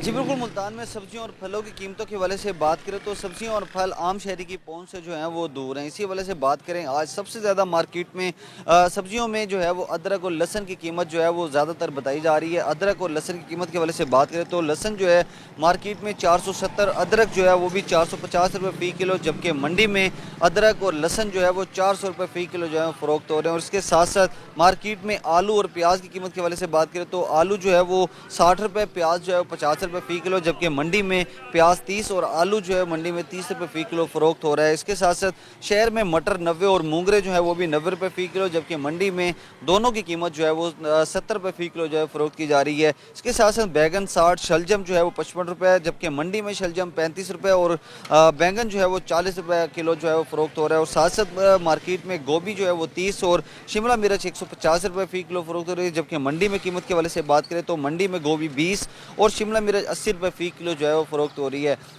ज़मीन आसमान का रेट का जो है वो मंडी और आम मार्केट में फ़र्क जो है वो काफ़ी दिखाई दे रहा है, जबकि लीमू की कीमत आम मार्केट में 160, गाजर 50 रुपये फ़ी किलो, जबकि मंडी में लीमू 80 और गाजर जो है वो 40 रुपये फ़ी किलो जो है फ़रोख्त हो रही है। इसके साथ साथ अगर हम बात करें फलों की कीमतों के हवाले से, फल जो है वो सरकारी नर्क में अमरूद 100 और अनार 535 रुपये, पपीता 250 रुपये कीमत मुकर्रर है, जबकि मार्केट में अमरूद देसी जो है 150 और अनार जो है वो 600 रुपये और पपीता जो है वो 350 रुपये फ़ी किलो फ़रोख्त हो रहा है, जबकि मार्केट में माल्टे 140, फ्रूटर 120 किलो और केले जो हैं वो 100 से 120 रुपये फ़ी दर्जन जो है वो फ़रोख्त किए जा रहे हैं। जबकि बात करें सरकारी नरकों में सेब की कीमत के हवाले से तो 172 और काला किलो सेब जो है वो 350 रुपये फ़ी किलो मुकर्रर है, जबकि मुल्तान शहर की मार्केट में तमाम जो वैरायटी के सेब हैं, इकसाम के सेब हैं, वो 300 से 400 रुपये फ़ी किलो जहाँ फ़रोख्त किए जा रहे हैं। जब हमने शहरियों से बात की तो शहरियों ने आला हुकाम से मुतालबा किया है कि फौरी तौर पर सब्जियों और फलों की कीमतों में जो है वो खासी तौर पर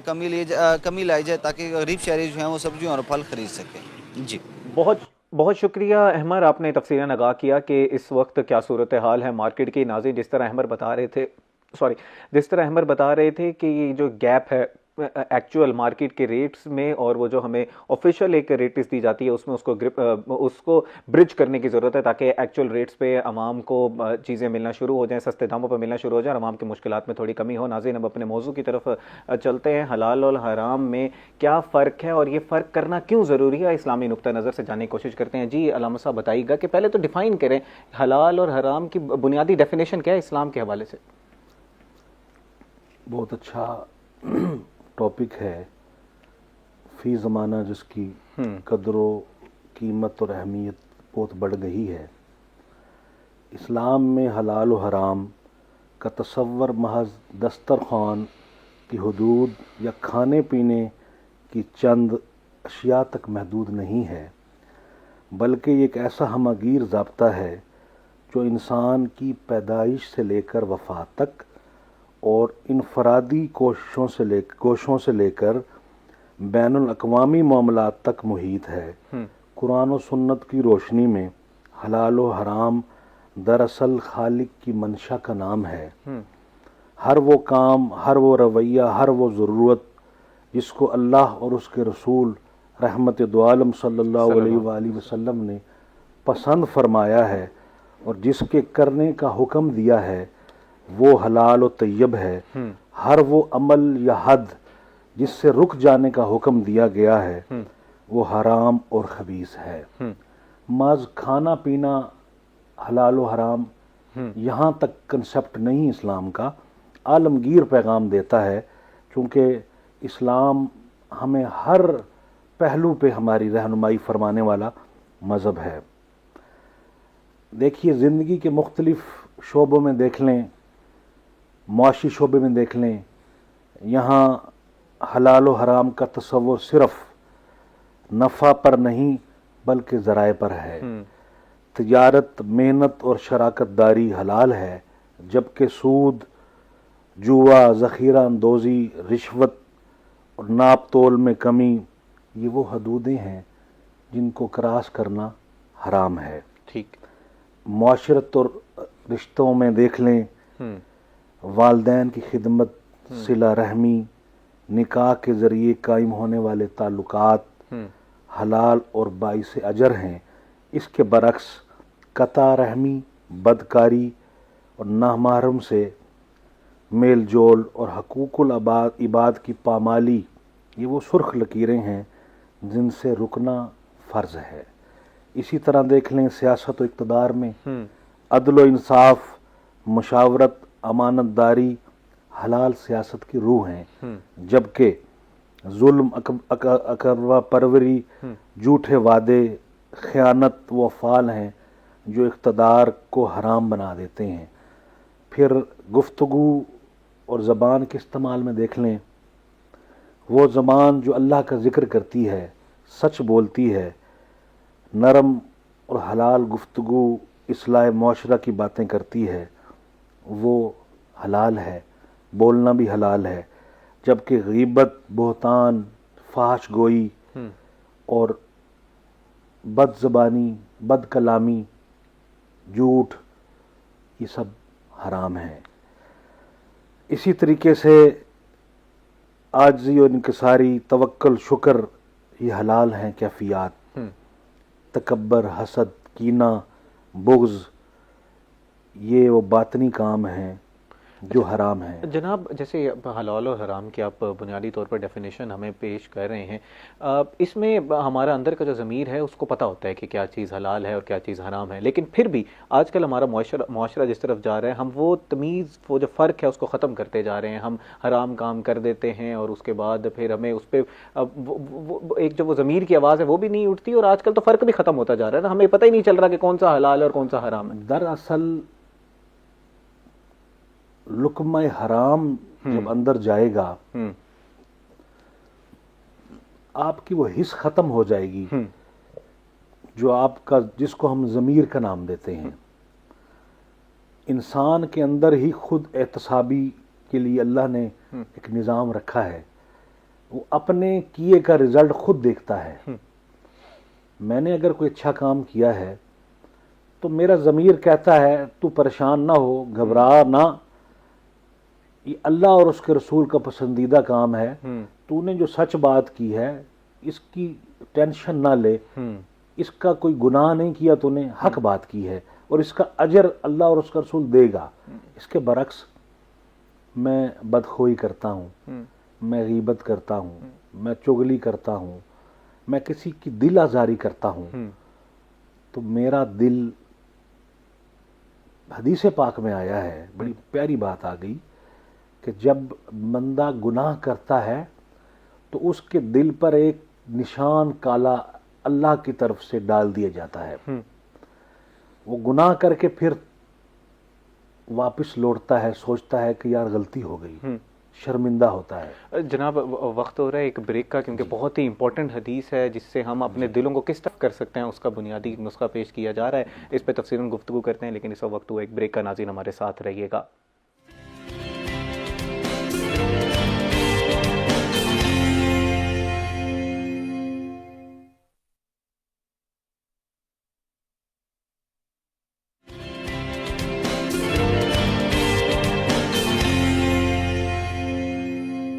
वेलकम बैक नाज़रीन। ब्रेक से पहले अलामा साहब एक बहुत ही इंपॉर्टेंट हदीस हमारे साथ शेयर कर रहे थे। मैं चाहूँगा वहीं से सर आप कंटिन्यू करें और बड़ा आगाज़ से बताइएगा कि किस तरह हम अपने दिलों को साफ़ कर सकते हैं। जी जी, जब बंदा बुराई करता है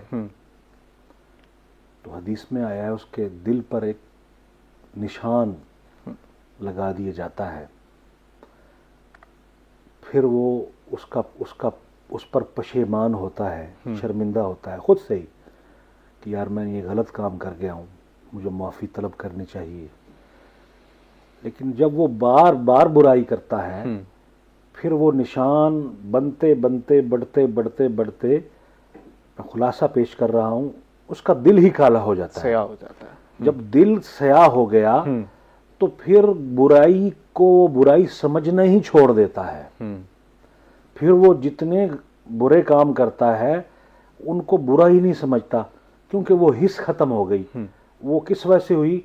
एक तो लुकमाए हराम गया, 40 दिन की इबादत, कितने दिन की? 40 दिन की 40 दिन की इबादत, नेकियां, आमाले स्वाले, एक लुकमा हराम का खा लिया अगर, तो वो शर्फ़े कबूलियत तक नहीं पहुंचती। अच्छा, बारगाहे इलाही में वो रद्द हो जाती है। इतना संगीन जुर्म, इतना बड़ा जुर्म। अब अलमिया ये है कि 40 दिन तो हम इबादत ही नहीं करते। कोई खुशकिस्मत लोग वो जो 40 दिन नमाजें पढ़ें, अल्लाह का जिक्र करें, याद करें, और वो फिर इतनी मामूली सी गलती करके वो उसको ज़ाया कर दें। आजकल तो ये दौर आ गया है कि हम अल्लाह की याद से ही दूर हो गए। अल्लाह की याद से ही दूर हो गए। अच्छा जनाब, वो जो आपने काले सयाह दिल की बात की है उसमें, और जो कुरान पाक में आता है कि ए हजूर इनको छोड़ दीजिए, इनके दिलों पर मोहर लगा दी गई है, उनमें और इनमें क्या फ़र्क है? इस काले सयाह को क्या दिल को सही भी किया जा सकता है? इस पर तफसीलन बात करते हैं, लेकिन एक कॉलर हमारे साथ लाइन पर मौजूद है, उनका सवाल ले लें। अस्सलाम वालेकुम जी, अपना नाम बताइएगा और सवाल कीजिएगा। अस्सलाम वालेकुम, तमाम आज़म मेरी तरफ से मोहतरम जनाब ज़ीशान साहब को, हमारे स्कॉलर हैं, उनको, अलामा साहब को मेरी तरफ से सलाम और बहुत सी दुआएं। और मैं भी दुआओं का तलबगार हूँ कि मुझे भी दुआओं में याद रखें। और आज बाबरकत दिन है जुमा का, बहुत अच्छे टॉपिक की तरफ आपके चैनल ने निशानदेही की, और ये रोजमर्रा जिंदगी का और हमारे मुसलमानों का अलबिया है कि हम समझते हुए भी वो काम कर जाते हैं जो अल्लाह ताला ने हमें मना किया है। और ये एक मैं बात कहूंगा, एक वर्ड है कि corruption and addiction go hand to hand. तो जो सोसाइटी में वो जो चीज आ चुकी है, हम देखा देखी उसके आदी हो चुके हैं। हम किसी को स्मोकिंग करते हुए देखेंगे तो वो आपको कायल करेगा कि आप भी स्मोकिंग करो, तो वो भी इस तरह एक मिसाल है। तादाद बढ़ती जाएगी। जिस तरह बहुत से ऑफिस में आप जाते हो, जरी लैंड की तरफ जाते हो, हम बेसिकली एग्रीकल्चर फैमिली से हैं, तो आपका कोई काम बगैर रिश्वत के नहीं होता। तो रिश्वत भी हराम की कमाई, अगर आप नहीं देते तो आपका काम नहीं होता।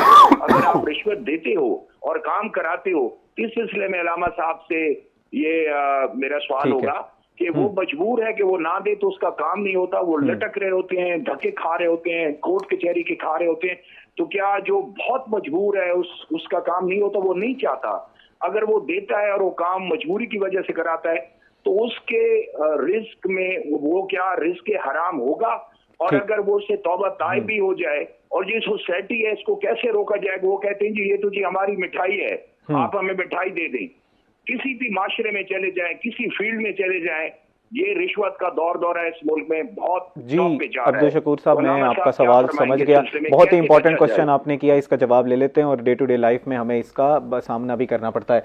अल्लामा साहब बताइएगा, वो बुनियादी तौर पर ये जानना चाह रहे हैं कि अगर कोई उनका काम है जो फंस चुका है, जो नहीं हो रहा, और अब हमारे यहाँ तो फाइलों को पहिए लगाने की भी ज़रूरत होती है ना, तो उसकी वो कह रहे हैं अगर किया जाए मजबूरन, उनको पता है, दिल में उसको बुरा जानते हुए कर रहे हैं, लेकिन फिर भी करना पड़ रहा है, उनका काम नहीं हो रहा, तो क्या वो ठीक है? उसकी थोड़ी सी इजाज़त है? राशि वल मुर्तशी किलाहुमा फिन्नार, बुनियादी असूल। रहमत दो आलम नूर मुजस्सम पैगंबर आजम आका व मौला सल्लल्लाहु अलैहि वसल्लम ने फरमा दिया, रिश्वत लेने वाला और देने वाला दोनों जहन्नमी हैं।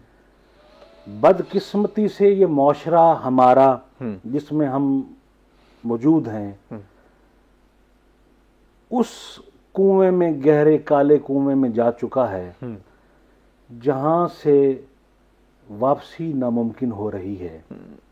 निज़ाम ऐसा बन गया है कि इन चीज़ों के बगैर गुजारा नहीं है। वो सच कह रहे हैं, लेकिन जितना भी अंधेरा हो, रोशनी आखिर में ज़रूर नजर आती है। हमें रोशनी की तरफ जाना चाहिए। हम रोशनी के आपके प्याम बर के मानने वाले हैं। ये तो अपने हैं जिनके बनाए हुए निज़ामों से हम धंस गए। रहमत दो आलम ने तो उस टाइम भी रोशनी का पैगाम दिया उन लोगों में जो जाहिल थे, जो अरब, जो वहदहुल्ला शरीक को मानते ही नहीं थे, जो जितनी बुराइयां मैं गिनवा लूं अरब मुआशरे में वो कम हैं। बेटियों को जिंदा दरगोर कर देना, उन लोगों में, उन सख्त दिल लोगों में आपने मोहब्बतों का पैगाम पहुंचाया और दीन का उजाला सारी कायनात में हुआ। बदकिस्मती से मैं फिर कहूँगा कि हमारे जितने भी महकमे हों, आजकल तो सरकारी क्या हर बंदा ही अपने जिस सीट अपना पे उल्लू बैठा सीधा है, कर रहा है, बिल्कुल ठीक है, वो दाव के चक्कर में है। तो वो फिरौन, हम्मान और शद्दाद की पैरवी कर रहा है। वो सिद्दीक अकबर, फारूक आजम, उस्मान गनी और मौला कायनात का मानने वाला नहीं है। वो रहमत दो आलम का कलमा तो पढ़ रहा है, मुसलमान तो कहलवाता है, लेकिन रहमत आलम की बताई हुई तालीमात को फरामोश कर गया है। अमली मुजाहिरा नहीं कर रहा, नहीं कर रहा ना। हम अपने मफादात का बात तो करते हैं, दीन भी अपने मफादात के जवाबात भी ले लेते हैं, लेकिन जो हुक्म अल्लाह और उसके रसूल ने दिया अब साफ है, रिश्वत देने वाला और लेने वाला जहन्नमी है। भाई हम इस हद को क्रॉस नहीं कर सकते। यही तो हराम और हलाल है ना। हराम हराम ही रहेगा, हराम हराम ही रहेगा, हलाल नहीं होगा। वो मिठाई के सेंस में दें, वो मजबूर होकर दें, वो अपना सिस्टम, यहाँ पर बेसिकली सिस्टम ही खत्म है, उसको अपग्रेड करने की जरूरत है। अच्छा जनाब, ये बताइएगा कि मजबूरी के तहत कहा जाता है कि दीन के कुछ असूल थोड़े से लीनियंट होते जाते हैं, क्या ये असूल यहाँ पर भी फिट होगा या नहीं? हम बिल्कुल भी इस चीज़ पर अमल नहीं कर सकते, हम नहीं दे सकते रिश्वत? वाज़ेह हदीस आ गई, ठीक है, जहन्नमी है, जहन्नमी है। एक कॉलर हमारे साथ लाइन पर मौजूद है, उनका भी हम सवाल ले लें। अस्सलाम वालेकुम जी, अपना नाम बताइएगा और सवाल कीजिएगा। जी अस्सलाम वालेकुम, मेरा नाम शरियार अहमद है। वालेकुम अस्सलाम शरियार साहब। जी मैं बेसिकली नारवल सिटी से इस्लाम लाहौर में हूँ, काम करता हूँ जी। तो मैं ये कहना चाहता हूँ कि मेरी पिछली जिंदगी में कुछ अर्सा पहले मेरी शादी हुई थी। ठीक है। तो शादी के हवाले से तो मुश्किलात हो गए थे। ठीक है। नजायज ये हुआ कि मेरी जो डिवोर्स हो गई थी, तो उन्होंने होने के बावजूद, उन्होंने गलत फैसला करने के बावजूद 15 लाख रुपए का मेरे ऊपर दहेज का झूठा केस कर दिया। उसके बावजूद भी हमने बर्दाश्त किया। तो अब जो भी है, आगे रिश्ता नहीं हो रहा, रिश्ता होने नहीं जा रहा। अभी जो भी आता देखकर चला जाता है जी, कोई जवाबात नहीं, कोई जवाबात नहीं। इसमें अलामा साहब फरमा सकते, कोई रोशनी डाल सकते हैं? मेहरबानी उनकी होगी, निशान साहब की। अलामा साहब बहुत शुक्रिया, मेहरबानी है अगर रोशनी डाल दे तो। अच्छा, इसमें जनाब बुनियादी तौर पे मैं समझना चाह रहा हूँ कि आपने अपने मसाइल बताए, तो आप पूछना सवाल क्या पूछना चाह रहे हैं इसमें अलामा साहब से? आपका बुनियादी सवाल क्या है? अलामा साहब से ये सवाल ये है कि अवाम आजकल की ये है कि दीनी के हिसाब से क्यों नहीं चलती? ठीक है, ठीक है जनाब। वो कह रहे हैं कि मेरे पे बहुत ज़्यादा मसाइल हैं, उम्मीद करते हैं कि उनके मसाइल भी जल्द से जल्द हल होंगे, और अवाम जो है वो दीनी उस पर क्यों नहीं चल रही, क्यों एक दूसरे के हम लोग कह रहे हैं टांगे खींचे जा रहे हैं, झूठे मुकदमे किए जा रहे हैं, वो जो हम हराम चीज़ों की बात कर रहे हैं। हजरत, पहले तो इनके सारे मसाइल का हल उसवे रहमतुल आलमीन की पैरवी में है, ठीक, और हम सब के मसाइल का। दूसरा, इनसे मेरी ये गुजारिश है कि पाबंदी नमाज करें, अल्लाह की बारगाह में झुकना शुरू करें और कसरत से दुरूद पाक पढ़ें। इनके सारे मसले हल हो जाएंगे। ठीक, मेरा ईमान कामिल है इंशाअल्लाह। तीसरा, पूरी की पूरी उम्मत महदूद चंद जिनको खुदा का खौफ है, जिनके दिलों में नफ्स नफ्सी में है, बिल्कुल, हमें वो माशरे ख़त्म हो जाते हैं जिन माशरों में अपने सिवा कोई नज़र ही ना आए। आज अगर आप नज़र दौड़ाएं, इवन के वो मोहब्बतों के पुरखुलूस रिश्ते, वो बेटा माँ को बड़ा ही पसंद है जो उनकी खिदमत ज़्यादा करता है, जो ज़्यादा अच्छा कमा रहा है, बिल्कुल, और जो निकम्मा है उसको दिन में 10 दफ़ा गालियाँ दी जाती हैं, बिल्कुल, तो कुछ करता नहीं। ये एक मुखलिस बातें कर रहा हूँ मैं रिश्तों की।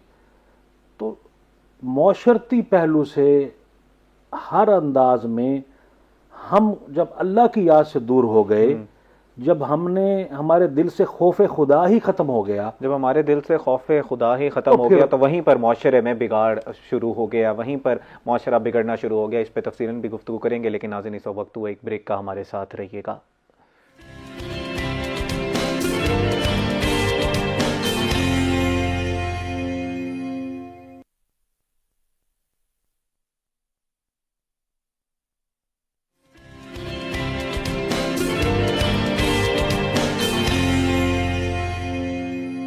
वेलकम बैक नाज़रीन। ब्रेक से पहले हम बात कर रहे थे हराम रिस्क के ऊपर और उसका क्या असर पड़ता है हमारी ज़िंदगियों पर। जैसे अल्लामा साहब ने बताया कि हम जब अल्लाह को याद करना भूल जाएंगे, हम अल्लाह का डर हमारे अंदर से निकलना शुरू हो जाएगा, तब भी हमारा माशरा बिगाड़ शुरू हो जाएगा, और इसका अमली मुज़ाहरा आजकल हमें नज़र आ रहा है। अब इसी के साथ साथ हम इन सारी चीज़ों को बेहतर किस तरह कर सकते हैं? हलाल रिस्क अगर हम कमाएंगे तो हमारा माशरा किस तरह वो दोबारा वो जो राह रास्त की हम बात करते हैं उस तरफ आना शुरू हो जाएगा मजमूई तौर पर। जी जनाब बताइएगा, हलाल रिस्क की फजीलत भी बताइएगा, इन सारी चीज़ों को अब ठीक किस तरह करना है, इस्लाम हमें क्या रास्ता दिखाता है? इंसानी ज़िंदगी में लुक़्मा हलाल की अहमियत ऐसे ही है जैसे किसी इमारत के लिए इसकी बुनियाद। जब लुक़्मा हलाल होता है तो इससे पैदा होने वाला खून इधर बड़ी अहमियत वाली बात है, और जिस्म के अज़ा में नेकी की तहरीक बेदार होती है। इस्लाम में हलाल और हराम का फ़ैसला सिर्फ अल्लाह और उसके रसूल के पास है इख्तियार, और एक सच्चे मुसलमान की निशानी भी यही है कि वो जो वाज़े चीज़ें हैं हलाल और हराम के मुताबिक बता दी गई हैं उन पर ज़िंदगी गुजारे। अब बंदगी का कमाल दुआ है, और दुआ की कबूलियत का बराह रास्त ताल्लुक़ बड़े पते की बात बता रहा हूँ, दस्तरखान की पाकीज़गी से है। हुज़ूर रहमत दो आलम सल्लल्लाहु अलैहि वसल्लम ने उस शख्स की मिसाल दी जो सफ़र की सोबतें उठाकर आसमान की तरफ हाथ फैलाता है, मगर उसकी दुआ इसलिए रद्द कर दी जाती है कि इसका लिबास और लुक़मा हराम है।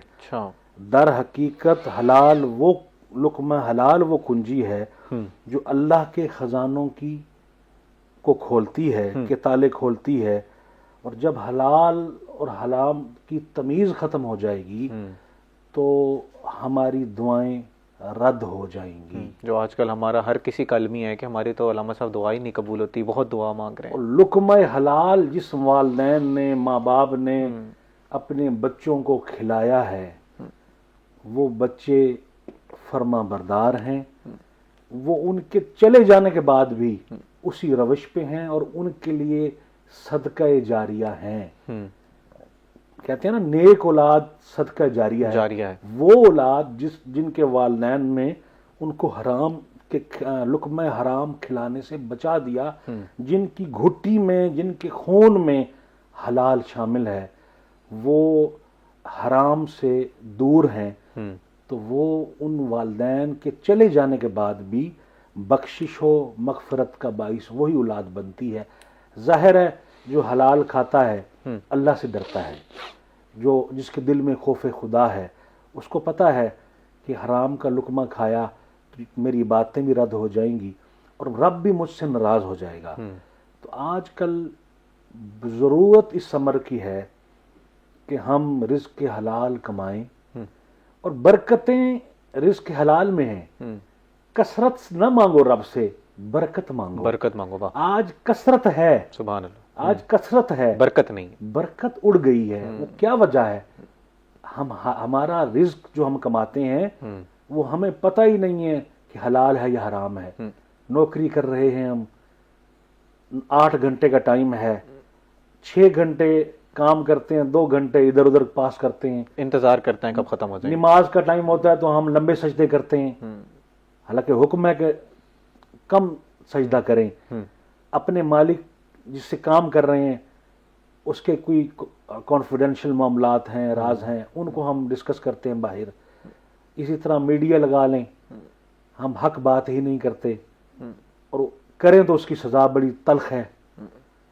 तो हर मामले में, ज़िंदगी के माशरे में, हम एक मयार जो हमें दे दिया गया हलाल और हराम का, मैंने पहले इब्तिदा में यही कहा कि सिर्फ खाना पीना हलाल नहीं है, हर काम में हलाल और हराम है, जिंदगी के हर शोबे में है, हर मकाम पे हमने ये देखना है कि इस अमल से हमारा अल्लाह और उसका रसूल राजी है या नाराज है। अच्छा जनाब, इसमें बुनियादी फ़र्क करना ही कभी कभार बड़ा मुश्किल हो जाता है कि आपको पता होता है कि हमने हलाल रिस्क कमा रहा हूँ या हराम रिस्क कमा रहा हूँ, या कोई हलाल काम कर रहा हूँ या हराम काम कर रहा हूँ। हमने ज़मीर की बात तो की, लेकिन बसा औकात ऐसा होता है कि आपको नहीं पता चलता।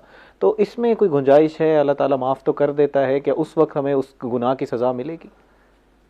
देखिए, जैसे हमारे मुल्क के कानून में भी है ना, ignorance to the law is no excuse, कोई माफ़ी नहीं है आपको, अगर नहीं मालूम था तो गुनाह तो होगा, सजा तो मिलेगी। दीन में कोई लीनियंसी है? खताकार है, इस्यां शियार है, नादान है, इंसान निस्यान से निकला है, बात किसी और टॉपिक पे चली जाएगी। भूल, खता,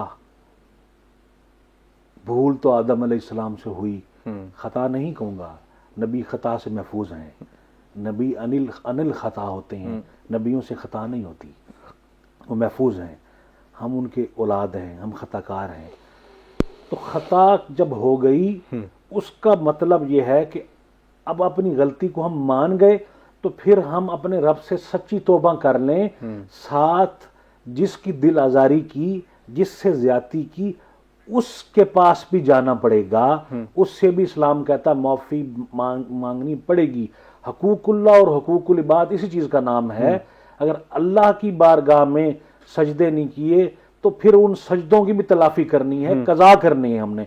अदा जो नहीं कर सके वो कज़ा है, माफ़ नहीं है, माफ़ नहीं है। अल्लाह ताला की बारगाह में अल्लाह से माफ़ी मांगनी, और जिसके साथ हमने जुल्म किया वो इंसान जिसके ऊपर अल्लाह ताला पहले कहता है कि आपने पहले उससे माफ़ी मांगनी है, फिर मैं माफ़ करूँगा। हकूकुल इबाद पहले हैं, हकूकुल्लाह बाद में है। हकूकुल अल्लाह की भी उतनी इंपॉर्टेंस है जितनी हकूकुल इबाद की है। जैसे अल्लामा साहब ने इस चीज़ पर बड़ी रोशनी डाली, और गुनाह मिलेगा। और आज का मौजू का लुब लुबाब अगर हम इस पर बात करें तो यही था कि रिश्वत लेने वाला, रिश्वत देने वाला दोनों जहन्नमी है, कोई एक्सक्यूज़ नहीं है। बिल्कुल अल्लाह ताला ने दो टोक, आप सल्लल्लाहु अलैहि वसल्लम ने 2 टोक बता दिया है। अल्लामा साहब बहुत शुक्रिया, प्रोग्राम में आप तशरीफ़ लाए और बड़ी अहम मौजू पे आज गुफ्तगू की, बड़े आसान अल्फाज में आपने समझाने की कोशिश की। अल्लाह करीम हमें इस्लाह की, अपनी इस्लाह की तौफीक अता फरमाए और वो काम करवाए जिसमें उसकी रजा हो, जिसमें उसकी रजा हो, उसके हबीब की रजा हो, खुशनुदी हो, और वो काम हमसे ना आमीन। नाज़रीन, बहुत उम्मीद करते हैं कि आज का प्रोग्राम आपको पसंद आया होगा। इसी के साथ अपने मेज़बान तहम आज़म को दीजिए इजाज़त। अल्लाह ने के बान।